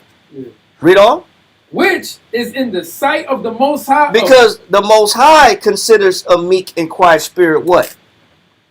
Says, which is in the sight of the Most High of great price. It's what? Great price. So what's more expensive, the necklace, the earrings, the chains, or a woman that knows how to be meek and quiet? Which one has more value? Meek and quiet. The meek and quiet one every time. anybody can put on an outfit. Huh? Men put on outfits, women outfits. Yeah, nowadays. That don't make them women either. Yeah. And that A don't. man can put on an Yeah, outfit. but you know what? That doesn't give you spiritual virtue. Yeah. Real power is having spiritual virtue. Knowing meek, meaning how to endure injury without resentment. How not to take somebody that does something wrong personal. Women have a hard time doing that. I can't let it go. I can't let the mistake you made go. Can't let it go. Men have a problem with that. Yeah. You made a mistake in my eyes and I can't let it go. Yes, sir. You want quiet? Nah, not necessarily. Unless it's hitting. Quiet. Peaceable, not turbulent, not giving offense, not exciting controversy. So it ain't an argument because you did something I don't like. It's a beautiful thing. Now I gotta argue. I gotta make an argument out of it. I gotta turn a mountain out of a molehill. Yeah. Exaggerate. I gotta put a magnifying glass on it and blow it up out of proportion because I saw you do something that I don't like. So a woman that has spiritual value can look at a man make a mistake and then not throw it in his face and make provocation of it and provoke him to wrath and anger. She can say, you know what? He made a mistake. No biggie. How much meekness do you think Abigail had to have with Nabal? Man, her meekness was perfected. That man made her perfect meekness. How much of an agitated, sour guy he was? Her meekness was perfected. Surly dog. Huh? Surly dog. A canine. That's what one of the definitions is, a canine. So, let's go back. Let that go. And let's go back to 1 Samuel chapter 25. Verse 26. Verse 26. 1 Samuel chapter... No, yeah. Verse 25 one more time. Come on. 1 Samuel chapter 25. And who had 1 Peter 3? Read verse 6 in just a second. Just hold on. Let's read this 25 real quick. 1 Samuel chapter 25, verse 25 from the top. Let not my Lord, I pray thee, regard this man of Belial, even Nabal. She said, let my Lord, man. These are words of adoration and respect. She's choosing words that render respect. Now read that in Peter chapter 3 verse 6. Read that. 1 Peter chapter 3 and verse 6. Even as Sarah obeyed Abraham. Even as Sarah was married to Abraham. How did Sarah talk to Abraham? Calling him Lord. She didn't say dude. Hey bro. Hey bro, the food is ready, bro. Homie. Your clothes are in the your clothes are folded up in your room, homie. Listen. Yeah, my guy. You know, listen. Sarah called Abraham what? My Lord. My Lord. What is that showing? Lord is reverence. It's respect. She chose to use words that generate and that express respect. Yes. Yes, sir. That's not illegal. No. It is in this world. The word Lord is a title of honor expressing respect. That's all it is. It's a title you give somebody when you respect somebody. Oh, okay. Wow. It's not calling somebody the Most High God. She says Sarah called Abraham what? Lord. Read on. Whose daughters ye are. And all the women in this class and also the women online, the Israelite women, are the daughters of who? Sarah. So guess what? Take something from your foreparents, from your mother Sarah, your spiritual mother. Start using better words. Read on. As long as ye do well. As long as you do what? Well. Sarah's your mother as long as you know how to talk. Sarah set the tone and the example of what other women should follow. The language that they should use. The type of speech they should use. It's just being edified further by Abigail. These are additional attributes of what makes a woman special. Not how aggressive she talks to her husband. Follow after Sarah. Let that go. Let's finish that in 26 now. 1 Samuel chapter 25 and verse 26. Now therefore, my Lord, as the Lord liveth, and as thy soul liveth, seeing the Lord hath withholden thee from coming to shed blood. So now she already seeing that what? She's pacifying the anger already. It's already working. David, the choice of word selection is already working on David's mind. The humbling down, the yielding herself, bowing herself to David, calling herself the servant and him Lord. These things are pacifying him. Saying that, you know what, put it on me, put the blame on me. It's not his fault, it's my fault. I didn't see that you was in need or your men was in need. Put it on me. I'm not blaming my husband. He's just a man after his name. But put it on me. All this is quenching the fire that's burning inside of David. Read on. And from avenging thyself with thine own hand, now let thine enemies and they that seek evil to my Lord be as Nabal. Now she was speaking about who? To his mission. But no, where he was at the time, he was on a run from who? Saul. He was on a run from Saul. So she slid in there in the midst of her speech. Let the guy that's chasing you also be as what? Nabal. She was showing empathy. And encouragement, which is rare. Yeah. That's a very rare thing. Yeah, because you know what? Then what she's saying is, as you let Nabal slide, let who slide? So let Saul slide. So you know what she was speaking to? She was speaking to the condition that he was in also. She just wasn't using some nice cute words. She was speaking to his condition. She understood his condition. She was empathizing with his condition. Listen to what she's saying. Then let everybody that chase you be as Nabal. She knew that David was on a run from Saul. Man, everything she's saying is hitting home.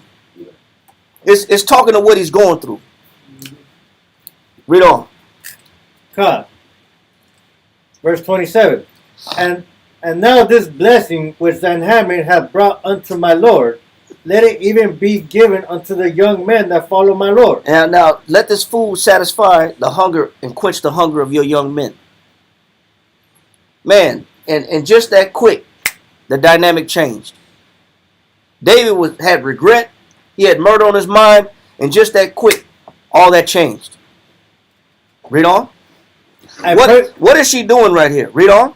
I pray thee, forgive the trespass of thine handmaid.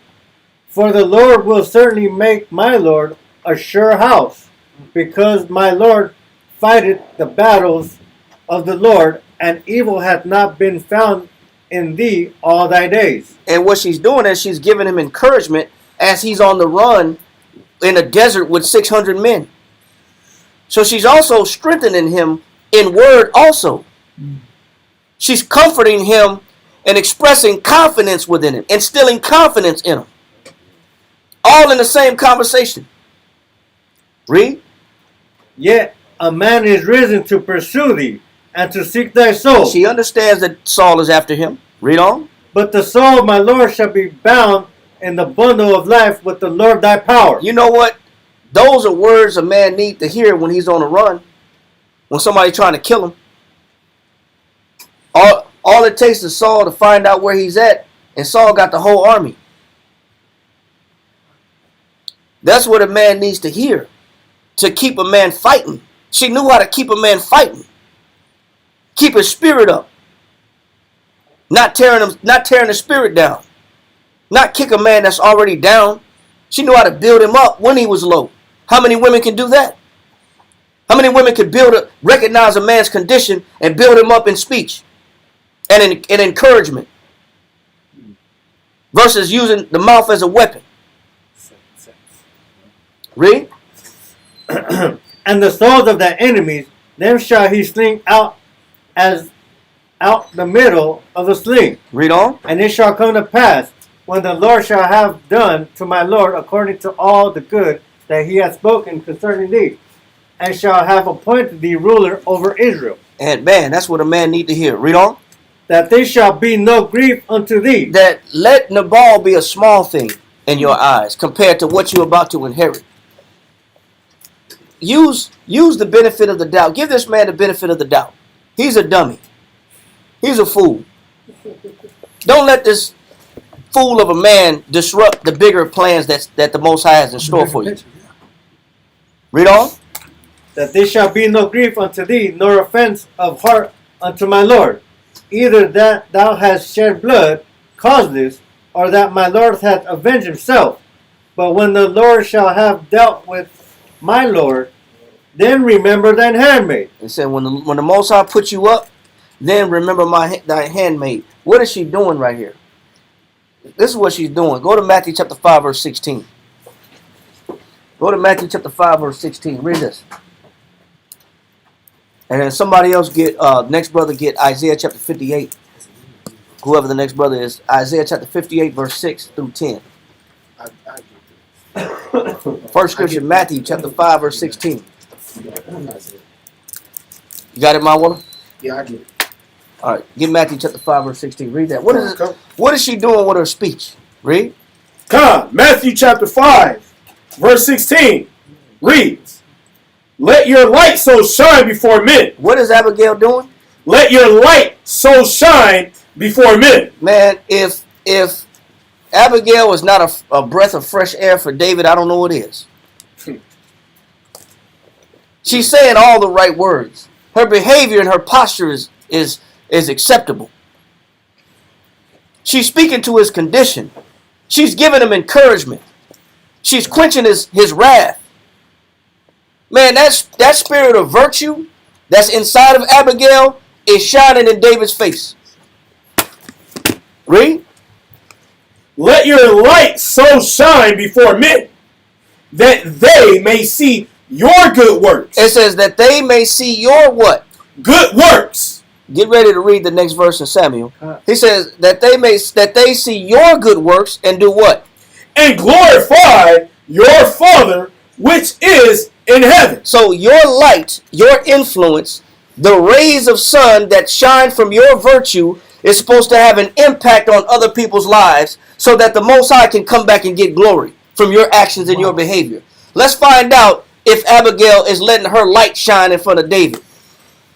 What's the next verse in Samuel? 1 Samuel 25 and 32. And David said to Abigail, blessed be the Lord power of Israel. So what? So you know she's letting her light shine so that men may see her good works and glorify her Father which is in heaven. Because the next words out of David's mouth is what? Blessed be the Lord power of Israel. So it's showing you that what? This woman is letting her light shine, because look at the effect. Who's getting the blessing? The Most High is getting the blessing. Who's getting the honor and the glory from her actions? Most High. The Most High is getting the glory and the honor from her actions. That's how you know that Abigail is shining like a damn sunbeam. Because who's coming back and getting the glory? The Most The Most High is. And that's what Christ said each and every one of us is supposed to do. Your actions, your speech, and your behavior is supposed to bring glory back to the Most High. You're supposed to be put on display. Your virtue is supposed to be having an effect and an impact on the people around you. If your virtue is not having an effect on the people around you, the Most High is getting no glory from you. You're an unfruitful damn tree. You're supposed to be yielding glory and props and recognition back to the Father. The Most High is supposed to be getting the glory from your good behavior and your speech. What is the Most High getting out of a smart mouth? What glory is he receiving from that? A disrespectful individual. How is that getting glory back to the Most High? Now your light is not shining. It's dim. It's super dim. You're supposed to be putting your virtue on display where it's supposed to be impacting people, and the end result is people praise the Most High. Just like David did after he seen Abigail. Immediately after, he said what? And David said to Abigail, Blessed be the Lord power of Israel, which sent thee this day to meet me. He said, man, God is good. Because God put you in my life at the right time. So, more blessings, more honor, and more respect, and more glory to the Most High for doing so. Because he put the person that I needed to talk to or needed to hear or see that there's still some good in these people. I'm about to kill everybody over in this village. Yeah, turn up everything. Everybody's about to go. She's a breath of fresh air.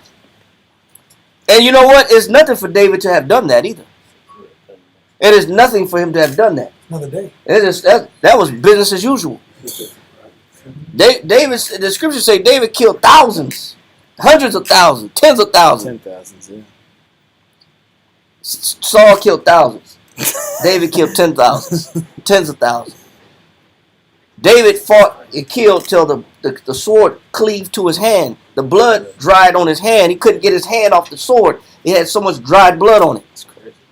So killing was nothing for him. That's a walk in the park. But you know what? But to do it unjustly is dangerous. And that's what Abigail is also saying. You was gonna kill Nabal. He said, and you would have shed blood causeless. You didn't have to do it. You would have did something that you would have done something that you didn't have to do. Who is the individual that makes us do things that we don't want to do or have to do? Satan. She knew how to keep Satan out of David. Good for a spirit.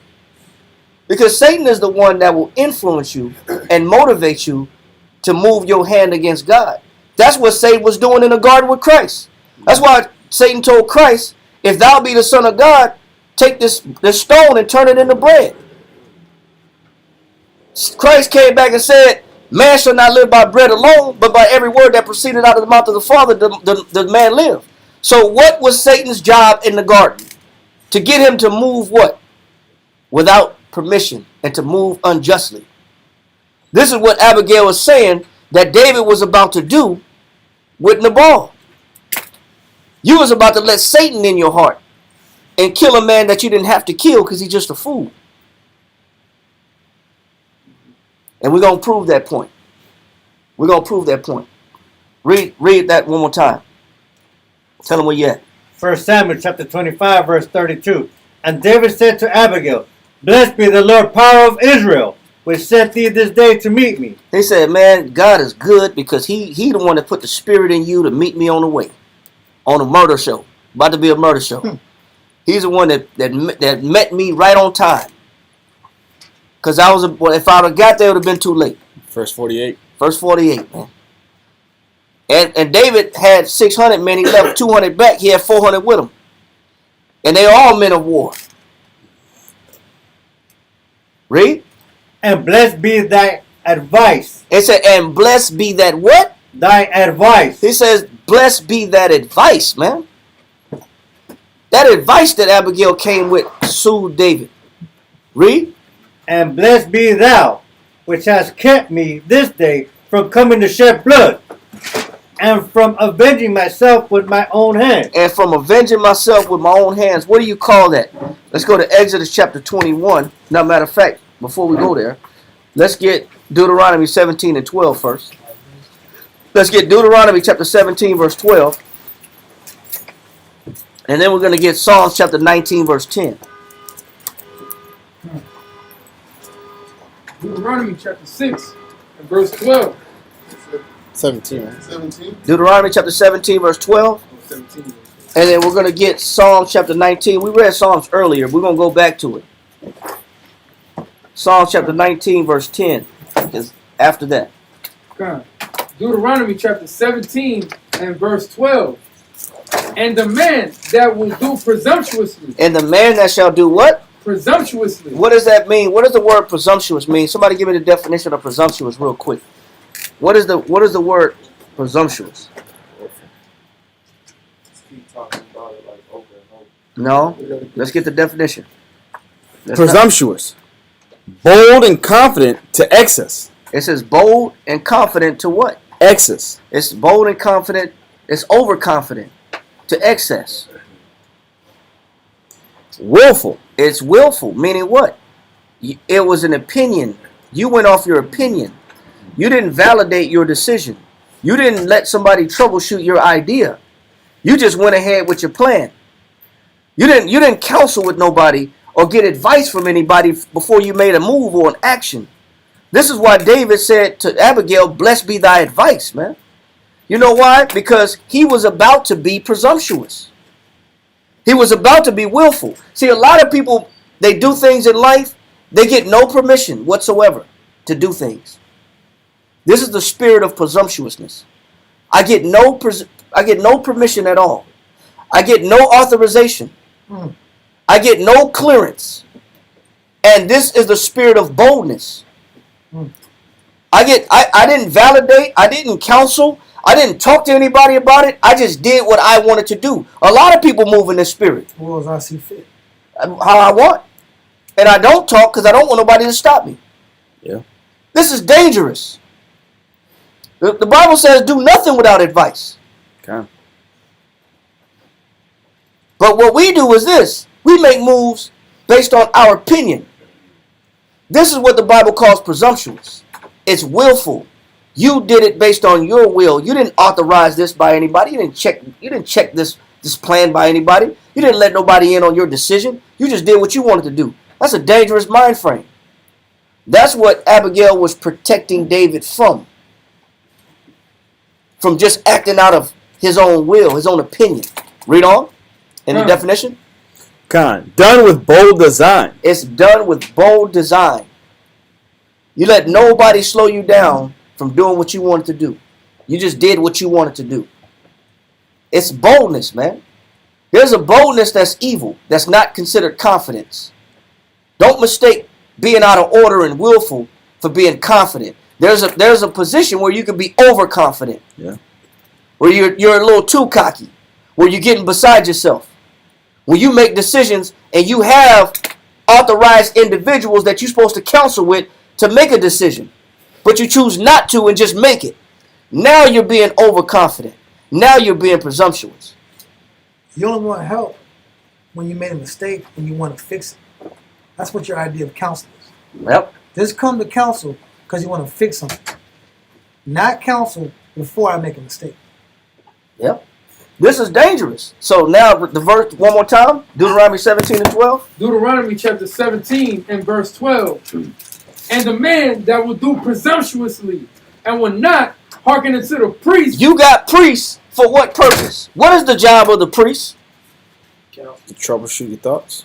But to let you look at something from a spiritual standpoint. What is the spiritual ramifications of your decision making? Everything has a consequence. But at least let the priest show you the spiritual consequence of your decision. You don't go to the priest though. You bypass the priest to do what you want to do. You don't even go to, they're there as emissaries and ambassadors of the Most High to give you counsel and to do the service of the Lord. That's what the Most High put them in your life for. But you'll bypass the leadership, you bypass the priest to do what you want to do. If you just go ahead and do it, can you still get forgiven, even if you just did whatever you did? Of course you can be forgiven, but you better move quick. You better make haste if you do. You better make haste. Don't put the forgiveness game. Yeah, and don't expect forgiveness by keep doing what you're doing either. Yeah. Read on. Come.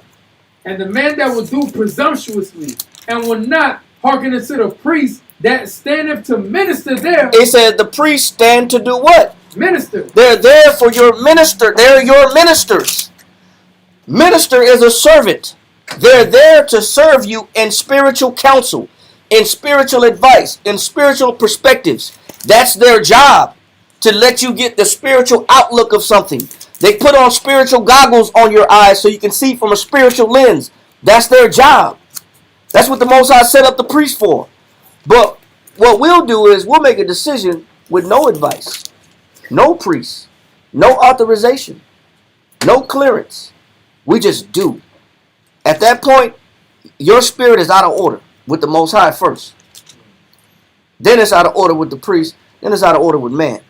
But you're out of order. Abigail was helping David and giving him advice not to move out of order, not to be out of order with the Most High.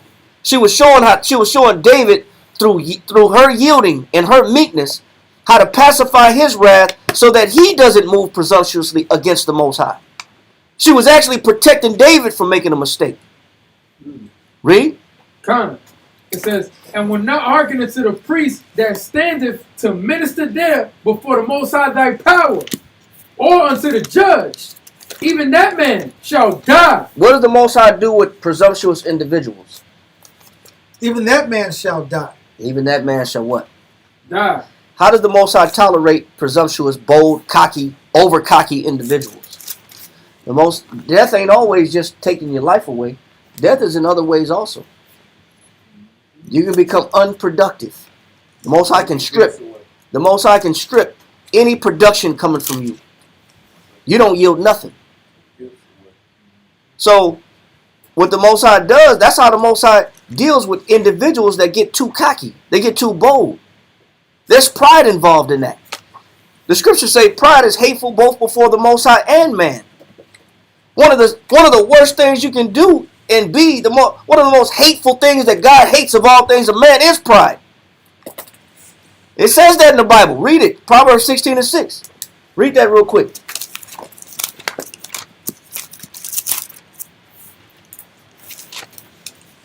Proverbs chapter 16, verse 6. Let me get it first. Make sure I ain't scaring nobody the wrong way. No, it's 6 and 16 then. Yeah. 6 and 16. Proverbs chapter 6, verse 16. Read that. Proverbs chapter 6 and verse 16. These 6 things that the Lord hates. If you don't know them, write them down and put them on your wall. And make sure when you leave the house, you don't make these mistakes. And put them on the other side of your door so when you come in your house, you don't make these mistakes either. Put them on both sides of your door. He said these 6 things the Most High what? Hate. Yeah. Does God hate? Huh? Because a lot of people got this misconception that God don't hate, he's all love. Well, you know what? The Most High is balanced. He loves and he hates. And he'll tell you what he loves, and he'll tell you what he hates. And right now, you're learning what the Most High hates. What does the Most High hate? He says there's 6 of them that the Most High hate. What are they? Yes, 7 are an abomination. And the 7th one is an abomination, which means it makes him sick. It's disgusting to him. It's vile. It's to be repudiated. It's extremely wicked in the eyes of the Most High. The 7th one is. What are the 6 things that he hates? A proud look. He said what? A proud look. Number 1 on the list is what? A proud look. A cocky individual. That's top of the list. You're too cocky to be instructed. You're too arrogant to be told something, to be advised. You beside yourself. You can't follow. You're not obedient. You can't receive instruction. That's number one on the list. What else? A lying tongue. And somebody that lies. Just can't stop. Ward went over that on Monday. Yeah, man. Watch Monday's class. People that lie to people, lie to yourself. A lying tongue. That's number two. What else? And hands that shed innocent blood. And you know what? Somebody that killed somebody that didn't deserve it. And that tongue murder. And there is heart murder and there is tongue murder. When you reproach, use reproachful language and slander somebody's reputation. When you diminish the quality of a person and the character of a person, that is also known as heart murder, tongue murder. Read on.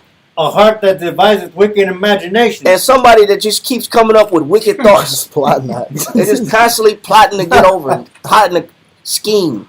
Come on. What else? Feet that be swift in running into mischief. I gotta find something to get into. I gotta hit a lick. I'm trying to get over. I gotta find something to do. I'm looking for something to get into. Something negative to get into. Said these 6 things the Most High hate. What's number 7? A false witness That's that number speaketh 7. lies. A false witness that speaketh lies. Lying on somebody that's saying somebody did something and accusing them of wrongdoing and they didn't deserve it. Read on. And he that soweth discord. And number 7, this is number 7. This makes the Most High extremely disgusting. A man that sows what? So discord among brethren. That tears away the peace and the harmony between brothers. Somebody that splices and destroys peace between two men that were at peace, or two people that were at peace. Christ said, blessed be the who? Peacemakers. The peacemakers. The Most High is disgusted with the peace breakers. He's disgusted with them. That's number 7. So there is things in the Bible that the Most High do hate. And that proud look is number 1. That cocky individual that don't receive instruction, that moves on their own beat of their own drum, by the beat of their own drum, that only follows their own advice. They're so high-minded, like as if their mind is correct. That high-minded individual, the Most High said, I hate that individual. That's why he said in Deuteronomy, he said, man, I got to pull the plug on that individual. I got to get him out of here. He got to go. Finish reading that in Deuteronomy 17. Deuteronomy chapter 17 and verse 12 says, and the man that will do presumptuously and will not hearken unto the priest that standeth to minister there before the Most High thy power, or unto the judge, even that man shall die, and thou shalt put away the evil from Israel. And all the people shall hear and fear, and do no more presumptuously. You know what? To be presumptuous, to act in pride. Operate in pride, man. The Most High can't stand somebody that operates in pride, man. That's a bad example to everybody else. That example is to be quenched. And that's what Abigail was saving David from. Is from doing presumptuously. Making a mistake where he was not going to be innocent. He was not going to be innocent if he made that mistake. Psalms chapter 19 verse 10 real quick. We was holding it. We read verse 7 earlier, but we're going to finish Psalms 19 and 10. We're going to read on down just a little bit more. Come. Psalms 19, verse 10. More to be desired are they than gold. Now, what's more to be desired than gold? Wisdom, right? Mm-hmm. Read. Come. Yea, than much fine gold. No, the fear of the Lord. No, you got to read. You got to finish. We didn't finish it. Go back to verse 7. Start at verse 7. Come. Psalms 19 verse 7. The law of the Lord is perfect. You know what's perfect? The law of the Most High is perfect. What does the law of the Lord do for somebody that's concerned is not chasing money? They have a different concern. They chase after the laws of the Most High, and they want to be in order with the Most High because they care more about what? Read on. The law of the Lord is perfect. Read. Converting the soul. They care more about the conversion of what? The soul. Than they do about converting Bitcoin and converting money and dollars to houses and cars. People that live a life after following after the law, statutes, and commandments of the Most High, they care about their soul. They care about where their soul goes. They care about the nurture of their soul. Also, they care more about the elimination of the things that the Most High don't accept in their soul. That's why he said, he said the law of the Lord is perfect. If you care about converting your soul, then the law of the Lord is good. If that's what you care about, then use the law of the Most High to help shave off your impurities in your soul. Use it for that purpose, because that's what it's there for. And the ministers and the priests will help you do it. Read on. The testimony of the Lord is sure. And it's sure, meaning you can have trust in that. You can have confidence in that, in his testimonies, his precepts, his commandments. Read on. Making wise the simple. And it does what? Making wise the simple. And if you were a fool in your life, if you follow the commandments of the Most High, you'll become what? Wise. Yeah, you'll become wise if you were a fool. Read on. The statutes of the Lord are right. That's the only right thing in this world. Read on. Rejoice in the heart. And it changes the heart. Read on. The commandment of the Lord is pure, enlightening the eyes. It gives you better sight. It gives you clearness of sight. You can see things better. Gives you better judgment. It teaches you how to treat people the right way. It teaches you how to talk to people the right way. You've been unproductive and unfruitful your whole life, and you didn't know why. Because you've been using the wrong vision. I'm the Most High and blessing you. Looking at people the wrong way. Treating people the wrong way. Talking to people the wrong way. And wonder why everything you've touched has been destroyed. And you've left a pattern of destruction and broken hearts behind you. Bad relationships. Read on. God, the fear of the Lord is clean. He said it's clean, bro. Fear of the Lord is clean. I don't even know how. You can't even break that down, bro. It's just clean, bro. It breaks itself down. It's clean. You walk around guilt free. You walk around a bunch of, regrets. Read on. Enduring forever. Read on. The judgments of the Lord are true. Read on. And righteous altogether. Go ahead. More to be desired are they than gold. It says the Most High's commandments, his law, statutes, and commandments is more important than what? Than gold. Read on. Yea, than much fine gold. Go ahead. Sweeter also than honey and the honeycomb. What is the commandments of the Most High do for a person? Read. Moreover, by them is thy servant warned. And but a person that embodies these commandments, like Abigail, this is why she was so critical at that point in time in David's life, because through her advice and her virtues, she was able to warn David from making a grave mistake. The mistake that David was about to make is that he was about to act presumptuously. He was about to get beside himself and kill a man he didn't have to kill. It was just going to be in his wrath. All right? Read on. And in keeping of them, there is great reward. And if you keep the commandments, is what? Great reward. And what is one of the rewards that you get from keeping the commandments? Read on. Who can understand his error? You can start to see where you've been wrong in your life. Going back to the beginning of your class, the greatest errors of man is those men, or most men, they're completely focused on being rich in flesh and not rich in spirit. Yep. I can see. I would be able to see that if I had that mindset. If I had the Most High's commandments, I could see what's important in life. That's why it says, "Who can understand his errors?" You don't even understand what's wrong with you until you start reading the Bible. You don't even know what's wrong with you. But you got to let somebody show you what's wrong with you with the scriptures. That's why David said, man, Abigail was on time. Blessed be the Most High God. Because he put this woman right in my way at the right time. Kept me from making a big, bold mistake. You don't see your mistakes until somebody starts living after these commandments. Read on. God, cleanse thou me from secret fault. And he said, this is the mistake I was going to make. Your secret fault is your pride.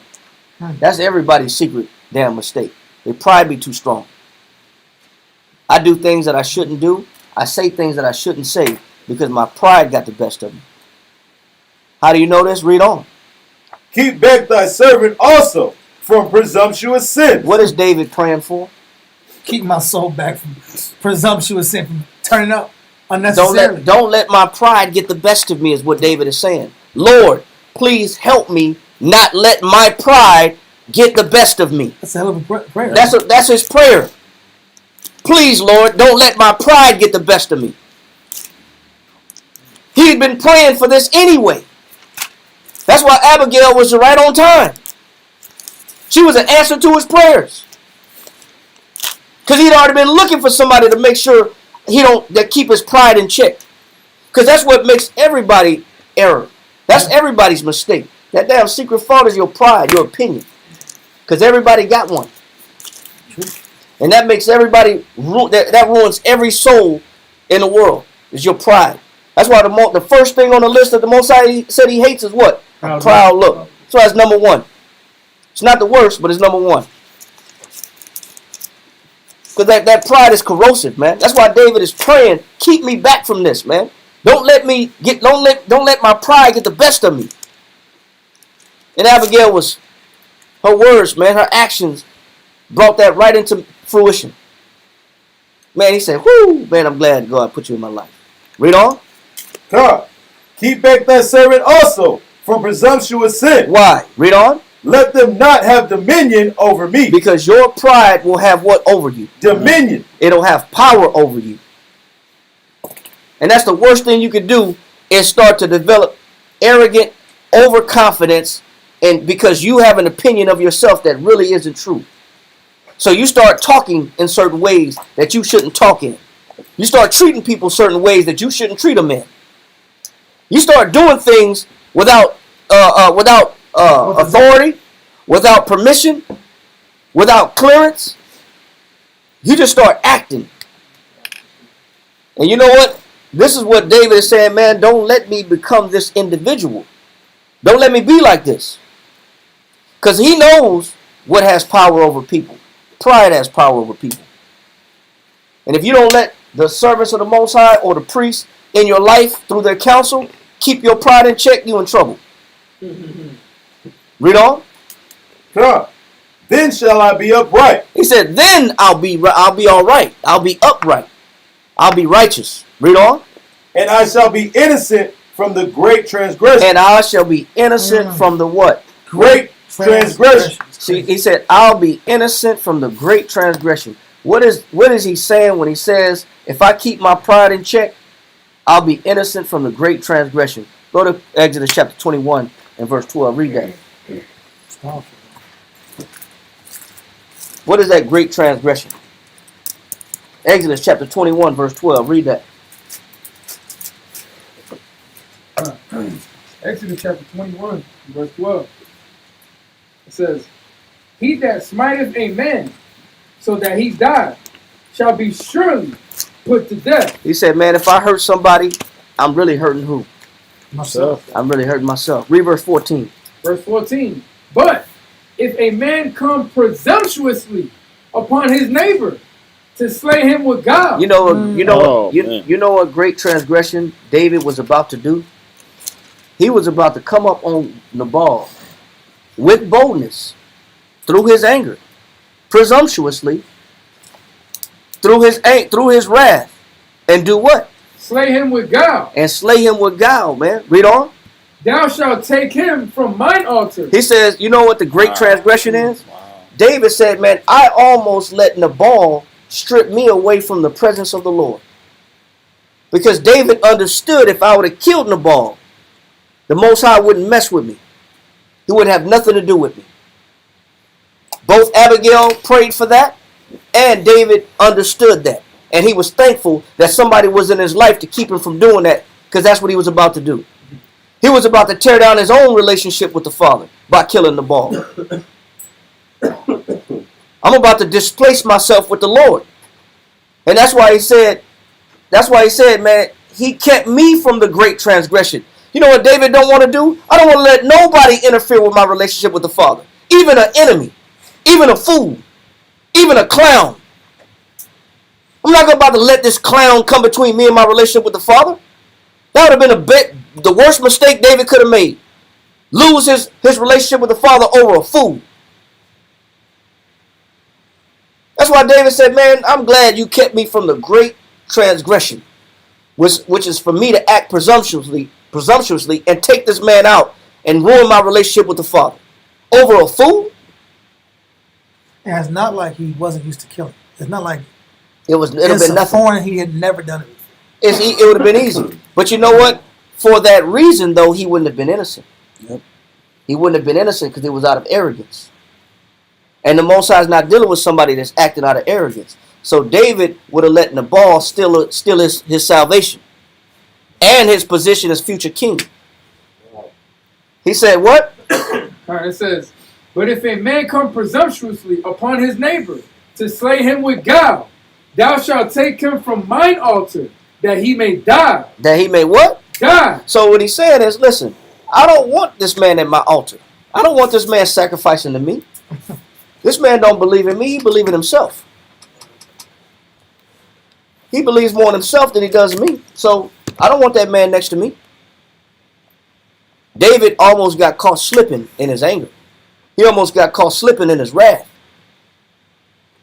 He almost caught a body, a couple of them. And he knew that would have displaced his relationship with the Most High. That's why he said, man, I'm glad that my pride kept me. Please, Lord, please keep me from presumptuous sin. He said, because that has power over me. And I understand where that's going to take me between me and the Father. That's a great transgression. Yes, sir. Where it said to slay him with guile. Guile is to wage by force. Yes. Because you know what? In Romans chapter 12, read Romans chapter 12. How are you supposed to deal with an enemy?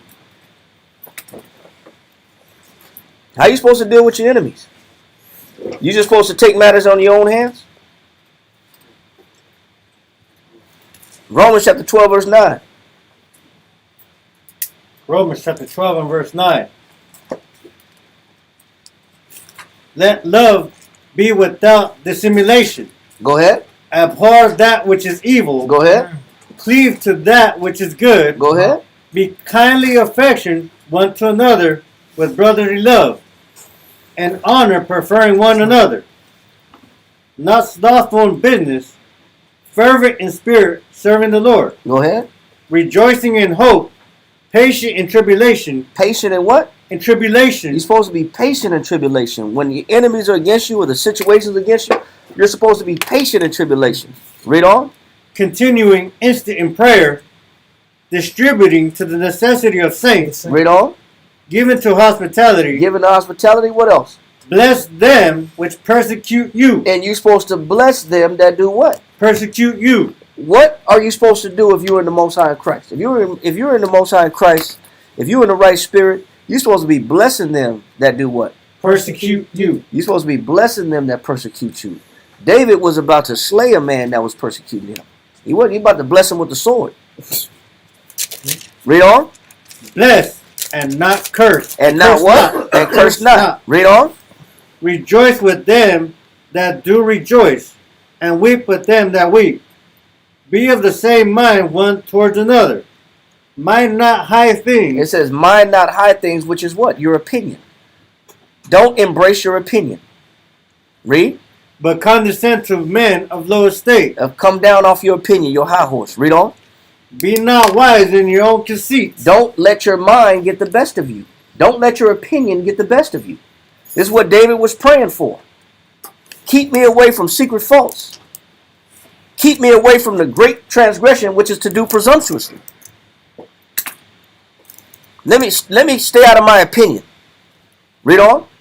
Recompense to no man evil for evil. And you know what David said? Man, I gave this man good, and he rewarded me with evil. So I'm gonna kill him. David was about to reward evil for evil, and that's what you're not supposed to do in the Most High in Christ. If you're in Christ, if you're following after the Lord, you're not recompensing evil for evil. You're not going back and forth. David was about to. Read on. Provide things honest in the sight of all men. Read on. If it be possible, as much as lieth in you, live peaceably with all men. David had blood in his eyes, not peace. Read on.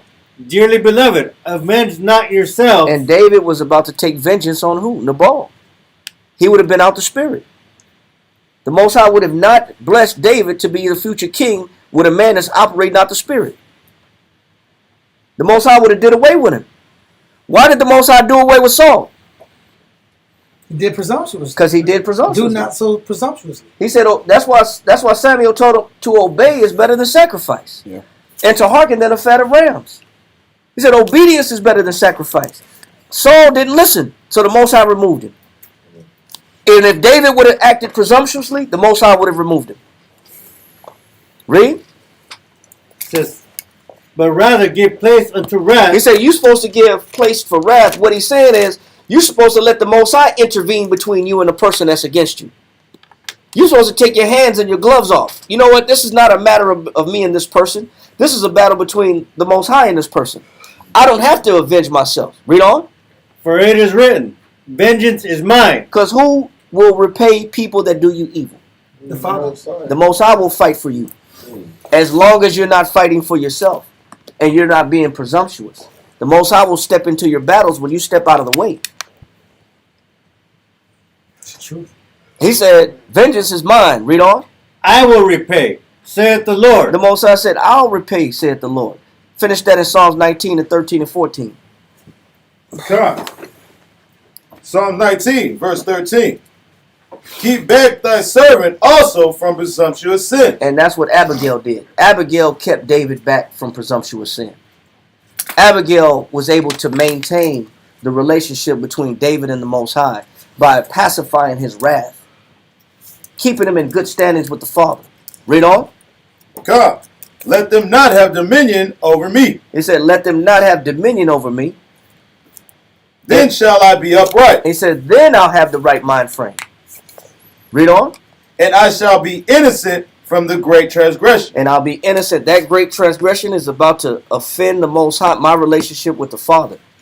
And unfortunately, that's where a lot of people are. Go to 2 Peter chapter 6, chapter 2, verse 6. 2 Peter chapter 2, verse 6.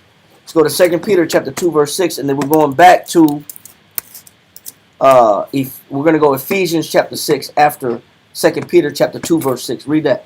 2 Peter chapter 2 and verse 6. And turning the cities of Sodom and Gomorrah. The Most High said he turned in the cities of Sodom and Gomorrah. Go ahead. What happened in Sodom and Gomorrah? And turning the cities of Sodom and Gomorrah into ashes. Does anybody remember what happened to Sodom and Gomorrah? It was destroyed with fire and brimstone. It was 5 cities, but Sodom and Gomorrah were the 2 largest. It was a metroplex. It was actually 5 cities, but the 2 largest cities were Sodom and Gomorrah. The Most High destroyed all 5 of them cities. But why did he do it? Let's find out. Come. And turning the cities of Sodom and Gomorrah into ashes. Why? Condemned them with an overthrow. Go ahead. Making them an example. He said the Most High destroyed Sodom and Gomorrah for example's sake, so that you could have an example. He destroyed Sodom and Gomorrah for example's sake. What example did he want to leave behind Sodom and Gomorrah? Let's find out. Read. Making them an example unto those that after should live ungodly. Go ahead. So the Most High leaves back examples of what not to do. And if you choose to do presumptuously, the Most High will leave you as an example of what not to do. How do we know this is true? Let me get the verse real quick. I don't want to go to Wisdom of Solomon. How do we know this is true? Let me get this. Wisdom of Solomon.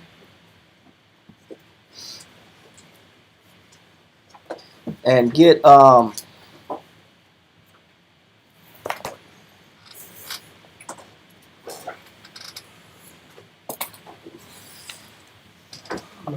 get Wisdom of Solomon chapter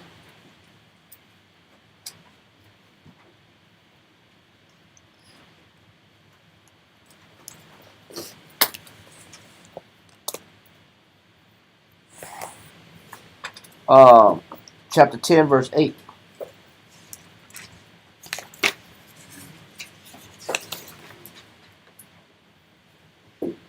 Page 63 in the red book. That might be it, may not be it. Hold on. Read it. Wisdom of Solomon, chapter 10 and verse 8. Mm-hmm. For regarding not wisdom. It said, for regarding not wisdom, right? Yeah, read verse 7. God, It's 7 and 8. Wisdom of Solomon, chapter 10 and verse 7. Now, read what you had, Karai, in 2 Peter chapter 3, when the Most High said he left Sodom and Gomorrah as a what? Con, it says, 2 Peter chapter 2 and verse 6, and turning the cities of Sodom and Gomorrah into ashes. Go ahead. Condemned them with an overthrow. Go ahead. Making them an example. So sometimes people need examples in life. An example is a living example. Sometimes you need an example of what not to do. So the Most High destroyed Sodom and Gomorrah as an example of what not to do. But it wasn't just Sodom and Gomorrah that was destroyed. Read. Let that go and go pick up in verse 7. Wisdom of Solomon chapter 10. Wisdom of Solomon, chapter 10, verse 7. Of whose wickedness, even to this day, the wasteland that smoketh is a testimony. It says, the wasteland that smoketh is a testimony. The wasteland is Sodom and Gomorrah. Nothing grows in Sodom and Gomorrah. That's why even overseas right now in Israel, they tried to build apartment complexes where Sodom and Gomorrah was. And the soil is not stable enough to hold concrete.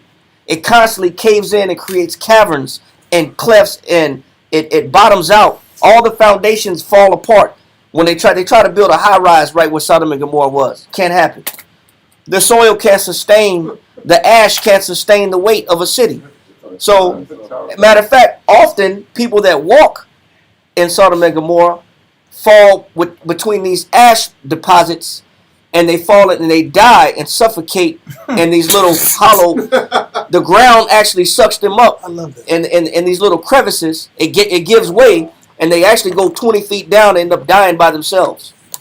People that walk on that unstable ground. The Most High said he left that way for an example of what not to do. Because people need an example. So read that one more time. Wisdom of Solomon, chapter 10 and verse 7. Of whose wickedness, even to this day, the wasteland that smoketh is a testimony. It says the wasteland that smoketh is a testimony. That is Sodom and Gomorrah. Read on. And plants bearing fruit that never come to ripeness. And nothing grows out of Sodom and Gomorrah to this day for a testimony of how not to be an unbeliever. How not to act presumptuously. How not to glorify sin. Read. And a standing pillar of salt. And he said, and there's a standing pillar of salt. Who is that standing pillar of salt? Lot's wife was turned into a what?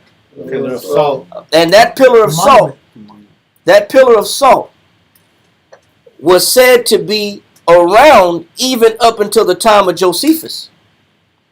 When the Josephus wrote his history, he said that pillar of salt was still there. Lot's wife was still there. That's crazy. It's 1,000 years though. Yeah, that pillar of salt was still standing during the time of Josephus. He said he's seen it. It's still there. But he left Lot's wife as a pillar of salt for what? And a pillar of salt is a monument. It's a what? A monument. He left that stiff woman as a what? A monument. As a monument. Like a statue. Wonder of the world. And so as a reminder, every time you and your family pass by that pillar of salt, you get reminded what? Read on. Of an unbelieving soul. Look, don't be like that woman. See that salt right there? That was a woman. Oh. That salt rock. Don't be like her. She didn't believe. People need examples. People need something that they can see. The Jews require a sign. Yeah. So the Most High left a sign. There it is right here. All before your eyes so everybody can see. Come one, come all. You wanna follow after her? This is where she got. This is as far as she got. He said he left it as a memorial of what? Of an unbelieving soul. Of an unbelieving soul. There's plenty of memorials. If you look, if you pay attention, there's plenty of examples of what not to do, of what not to be. If you pay attention, there's a lot of unproductive people to look at and say, I don't want to be like that person. If you pay attention, it's still salt pillars around to this day. There's people that walk around that are in the balls with no growth. No spiritual growth. Read on. Verse 8. For regarding not wisdom. Because they didn't care about what? Wisdom. Because wisdom wasn't important. Money was important. Money was more important than wisdom. Stability is more important than wisdom.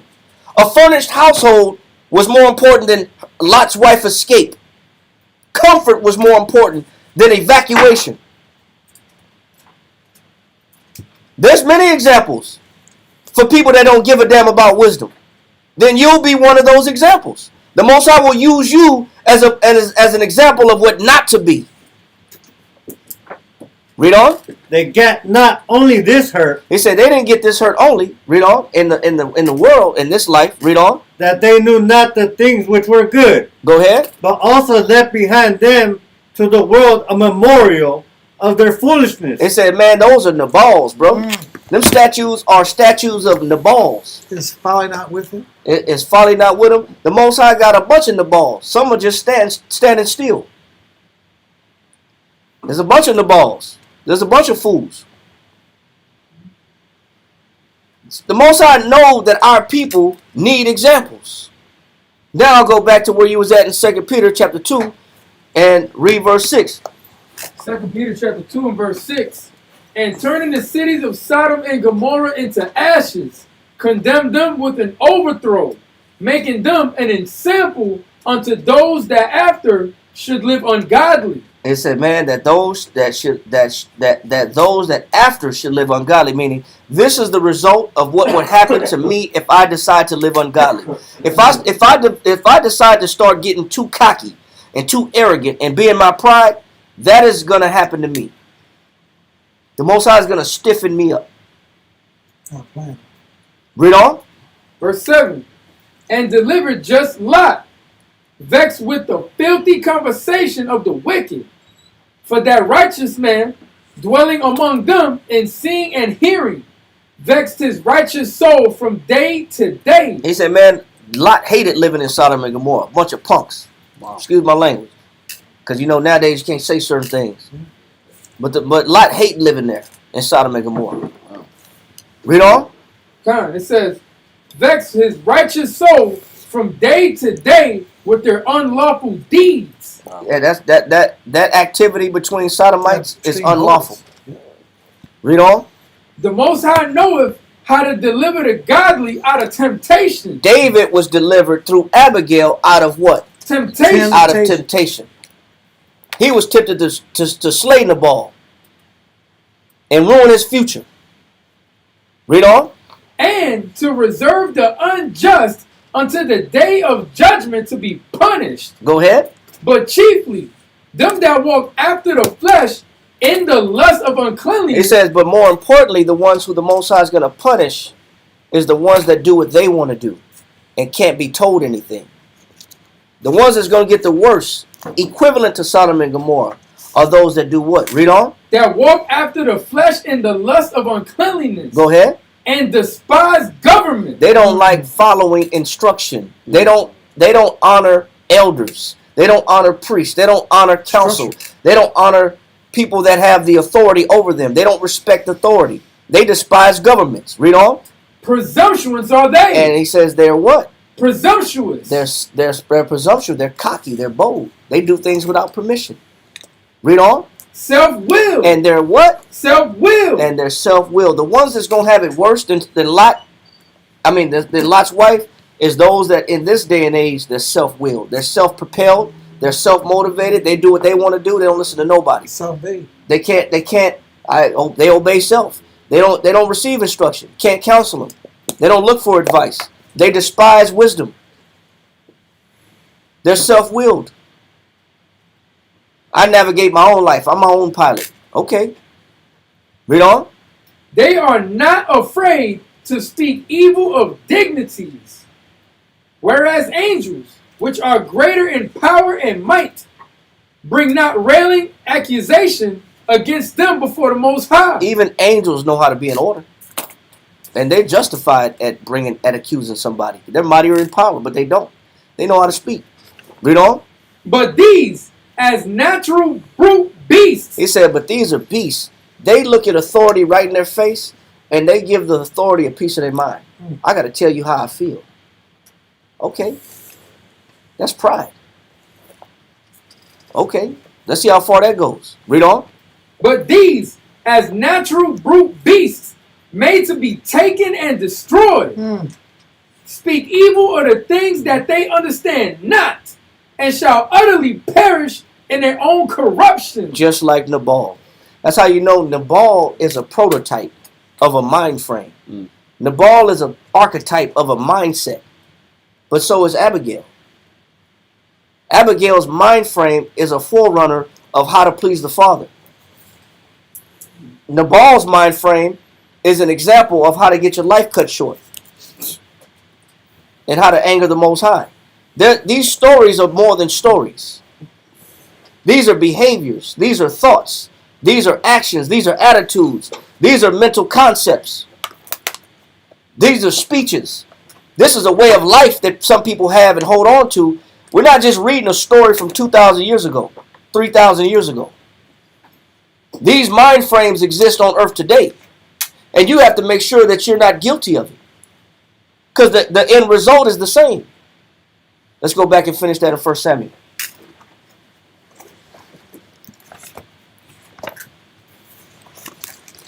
First Samuel chapter 25 and verse 34. For in very deed, as the Lord power of Israel liveth, which hath kept me back from hurting thee, except thou hadst hasted and come to meet me. If Abigail didn't move fast, people were going to die. Read. Surely there had not been left unto Nabal by the morning light at Salakia.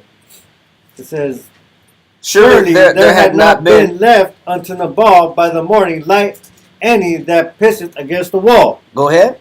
So David received of her hand that which she had brought him, and said unto her, Go up in peace to thine house. See, I have hearkened to thy voice. He says, see, I've listened to your voice. Go ahead. And have accepted thy person. And I accept thy person. Now, I said we was going to read, we was going to explain verse 19. Go back to verse 19 in 1 Samuel chapter 25. 1 Samuel 25 and 19. And she said unto her servants, Go on before me. Behold, I come after you. But she told not her husband. Now, her not telling her husband was not about her keeping secrets. There was something that she was doing. She wasn't glorifying being an independent woman doing her own thing. That wasn't what she was doing. She wasn't trying to just do what she wanted to do and not tell her husband. There was something that she was doing. Proverbs chapter 12 verse 4. Read that. There's something that she was doing where she, at the time, it wasn't the time to tell her husband. What was she doing? Proverbs chapter 12. That's the only reason why she didn't tell her husband, because there was a mode of thinking she was in. Read that. Proverbs chapter 12 verse 4. A virtuous woman is a crown to her husband. It said a virtuous woman is what? A crown to her husband. When you understand what that word crown means, that word crown means for attack or for protection. Why didn't she tell her husband where she was going? Because was she doing it to spite him? No. Was she doing it to keep a secret behind his back? What was she doing? It said a virtuous wife is a crown to her husband. She was racing to do what? Protect. She was racing to protect him even though he was a fool. So it wasn't about keeping no secrets. Yeah, she really wanted to play the quote unquote adultery card. Wouldn't the smartest card be lawfully let him die? Let him die. She could have, but I can remarry. Yeah, but she would have been dead too. But she would. She couldn't let him die, because it's not that she was even trying to save herself. She even put the blame on herself. Yeah. But you know what she was doing? She was playing the role of a virtuous woman. See, a virtuous wife, even though the husband may be slipping, maybe he makes bad decisions, but her first thought is to protect my husband. You understand that mind frame? Yeah. Go. That's still her first thought. I may have issues in my household, But you know what? The Most High is judging on how I still deal with this man. I'm going to still protect him. I'm not going to leave him out to dry. That's his fault. Yeah, It's his responsibility. You done got yourself in trouble again with your mouth. That's what you get. You know, she operated in the mind frame of a virtuous wife. That's what a virtuous wife does. She went into protection mode. She didn't have time to explain to him where she was going. She was already operating. I got to protect my man. I got to protect my husband. I got to cover his mistakes. His pride probably would have picked up when it went to war. You know he would have. You know his pride would have picked up. Now let that go and go back to where we was at in Samuel.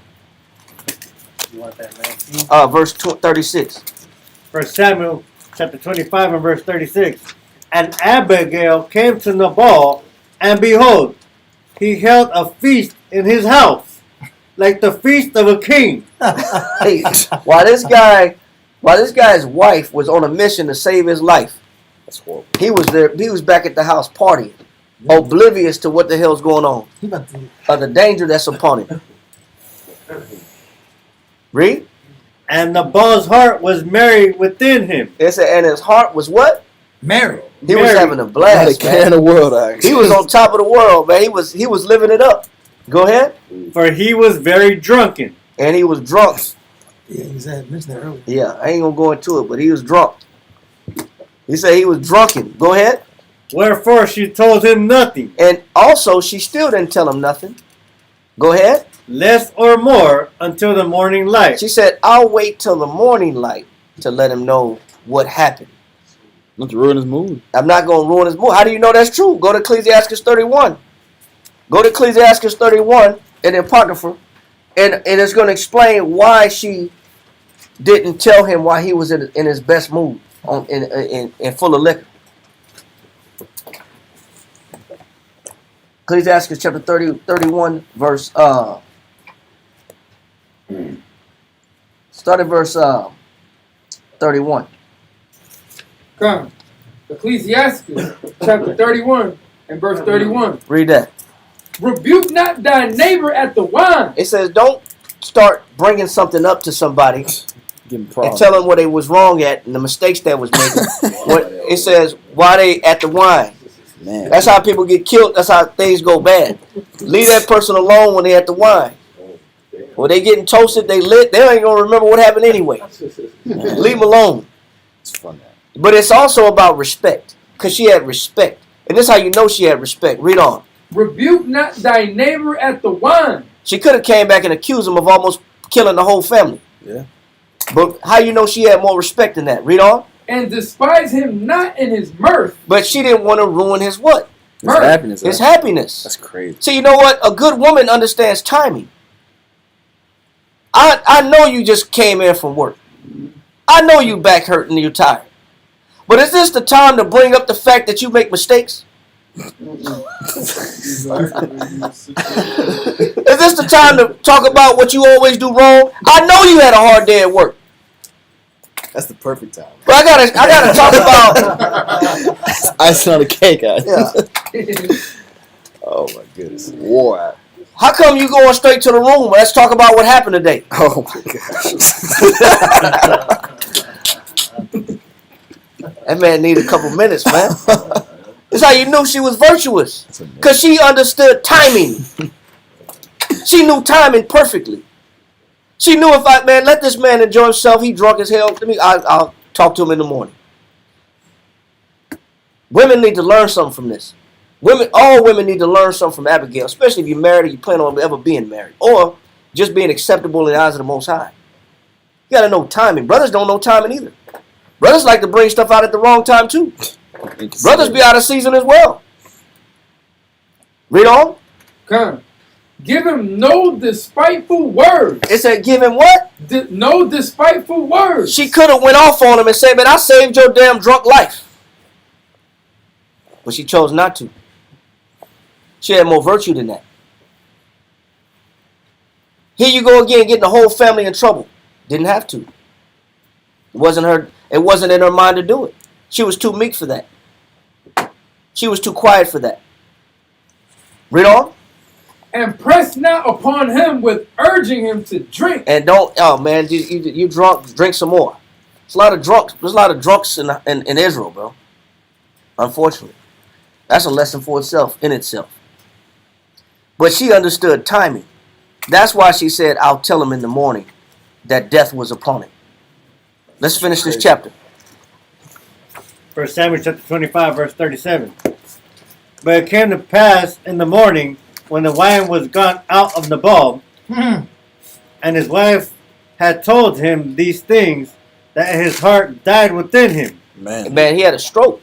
He didn't die all the way, but his body, his heart locked up. He went into cardiac arrest. He didn't die. He didn't die right away. It says his heart did what? His heart died within him. It said obviously his heart started palpitating. He was having started suffering cardiac arrest. To those fear. It was, I think it is fear because alcohol destabilizes your mood. It's a mood. It's a depressant.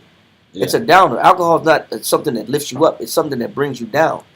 So I think that alcohol, as doing what alcohol does as a depressant, it already destabilizes your mood.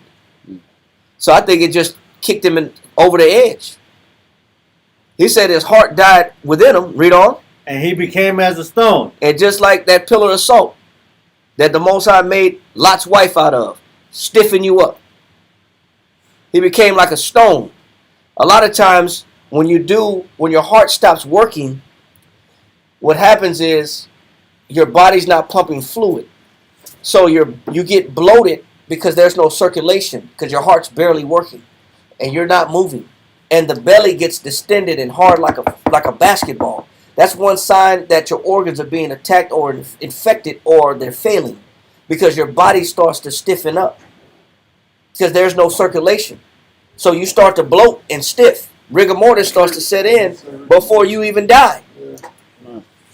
That's why when your heart stops working, a lot of people, you'll see them in the bedridden, they're stiff. There's no circulation. There's no movement. Read. Verse 38. And it came to pass about 10 days after. And 10 days he stayed in that condition. Read on. That the Lord smote Nabal. And the Most High just went ahead and took him off. Took him out, man. Took him on home, bro. Let me get him out of here. It was 10 days of being in that stiff mode. He was like a board, bro, locked up. He was locked up stiff for 10 days. Then the Most High took the spirit out of him. It's crazy. Read on. Then he died. And when David heard that Nabal was dead, he said, Blessed be the Lord. Blessed be the Lord, that he had pleaded the cause of my reproach from the hand of Nabal, and had kept his servant from evil. What was the evil that David was thankful that he got kept from? Presumptuous sin. It's presumptuous sin, which was acting out of his own opinion and his own wrath, which would have destroyed his relationship and displaced his relationship with the Most High. Read on. For the Lord hath returned the wickedness of Nabal upon his own head. And David sent and communed with Abigail. Now, where was I at with that good sweet talking woman? Where's that sweet talking woman? Where's the woman that was using them sweet words, bro? Yeah. With all that meekness. Well, where's she at, man? Where'd she go? Read on. To take her to him to wife. And when the servants of David were come to Abigail to Carmel, they spake unto her, saying, David sent us unto thee to take thee to him to wife. Read on. And she arose and bowed herself on her face to the earth and said, Behold, let thine handmaid be a servant to wash the feet of thy servants of my Lord. He said, just let me be a handmaid. Man, she just said, let me wash your feet. You know why she didn't have no problem washing his feet? Go to Romans 10 and 15. You know why she didn't have a problem just being a feet washer? Some women I ain't touching your nasty feet. This woman had the feet of his servants, not even himself. Not even him. Just touch your servant's feet. That's crazy. Why wouldn't that be a problem? You know why? Read this right here. Romans 10 and 15. Read that. Romans chapter 10 and verse 15. And how shall they preach except they be sent? Read on. As it is written. As it is written. Read on. How beautiful how beautiful what? Are the feet of them that preach the gospel. You know one thing that she understood that she was gonna get out of being around David. She said it was gonna be a beautiful experience from those that preached the gospel of what? Peace. She knew that Nabal brought horror and terror to her life. David was gonna bring what? Peace, man. Some people value peace over possessions. And this is what Abigail valued. Peace over possessions. She left the rich man, but had a life of damn horror and danger. And she went with a man that didn't have nothing because he was on the run. But what did she have? Peace. She knew she was going to get peace out of this situation. She understood what was coming. With being around David, you was going to be at ease. Your life wasn't going to be thrown in turmoil and out of order because the man was unstable. David wasn't unstable mentally, spiritually. So therefore, it brought peace on her life. And that's the benefit. And when you got those people that speak peace around you, you don't mind blessing their feet, ministering to them, serving them, that bring peace to your life. Finish that in 1 Samuel. We're going to finish this up and be done with this Beauty and the Beast. 1 Samuel 25 and 43. And David also took Ahinoam of Jezreel. So he not only got Abigail for wife, but he also did what? Now read verse 42. And Abigail hastened and rose and rode upon an ass with 5 damsels of hers that went after her. And she went after the messengers of David and became his wife. Read on. David also took Ahinoam of Jezreel, and they were also both of them his wives. David doubled up. David not only got Abigail, but he also took another wife at the same time. It said David also took Ahinoam of Jezreel, that they were also both of them his wives. How did the Most High? Why did the Most High do that for David? Psalms 23 and 5. Read that. Psalms chapter 23 verse 5, and then we're gonna come back and finish this chapter. Psalms chapter 23 and verse 5. Thou preparest a table before me. Because the Most High is doing what for David? Prepares a table. He's preparing a table, a stable place for David. Go ahead. Thou preparest a table before me in the presence of my enemies. And what did the Most High do for David in the presence of his enemies, Nabal? He set him up and took care of him. Right in the midst of his enemies. His enemy's wife became his wife. He said, the Most High prepared a table before me, right before my enemies. Read on. Thou anointest my head with oil. And the Most High blessed me, and the Most High did anoint David with oil. He became the next king. Read on. My cup runneth over. And he had 2 wives. David doubled his cup runneth over. That's why he had 2 wives. The Most High, when the Most High decided to bless you, he blessed you more than what you used to. He blessed you more than what you thought you were going to receive. He overblessed you. That's why David walked out of that situation with 2 wives instead of 1. David's cup was running over. You know why? Because he stayed patient and faithful. He kept himself in check. He didn't give himself to presumptuous sin. He didn't do what he wanted to do. He didn't act out of wrath. James 1 and 10 real quick before we finish this. And then go back to 1 and 20. James 1 and 20, then go back and finish that in 1 Samuel 25. That's why the Most High blessed David with 2 of them. His cup runneth over. That's what happens when you stay faithful and patient, and you pray that the Most High keep you from your opinion. You stay blessed. James 1 and 20, and then the last verse on Psalms 20, 1 Samuel 25. James chapter 1 and verse 20. For the wrath of man worketh not the righteousness of the Most High. Because if David would have operated out of his own wrath, the Most High would not have been pleased with David. David would have never got the 1 wife, neither the 2 wives, neither would he have been the next king after Saul. It would have threw everything out of order. It said, wrath worketh extreme anger, worketh not the righteousness of the Most High. So it's showing you that David prayed, and Abigail was that answer to his prayer to seduce him to calm his wrath down, to influence him to calm his wrath down. David would have never got nothing if he would have been operating out his wrath. You can't do righteousness while you in your wrath and your emotions and your feelings? No. Nothing godly comes out of that. That's why David got blessed double with 2 wives and became anointed as the next king. Finish that last verse of 1 Samuel 25. 1 Samuel chapter 25 and verse 44. But Saul had given Michal, his daughter, David's wife, to Phalti, the son of Laish, which was of Galim. And even though Saul was being an enemy to David and a wife that was supposed to be promised to David, he gave it to another man. That he actually earned. He earned that wife rightfully. And Saul was being an enemy. The Most High still rebounded and gave him 2 for the one that he lost right there. And he still went back and got Michal too. Anyway. But it's just showing you the Most High supports the just. He protects the just and the upright. The ones that don't do what the hell they want to do. The ones that know how to stay in order. Those are the Most High. Those are the ones the Most High support. So we're in the little series with the Beauty and the Beast series that we did with this right here, because that's the end of the chapter, and we'll let that be the end of that series and conclusion of it, because there's a lot. If you could see it, there's a lot of meat and there's a lot of understanding that you could pull out of this triangle of dispositions. You can see how these minds clash and how these spirits are interacting with one another, but you also see who gets the victory at the end. You see that? So if y'all can understand that, if you don't understand it, go back, watch it again, and hopefully it makes sense. All right? With that, we're going to say shalom. We'll see you again on Friday. All right? We'll see you back in class on Friday. And with that, we're going to say shalom. Shalom. All right?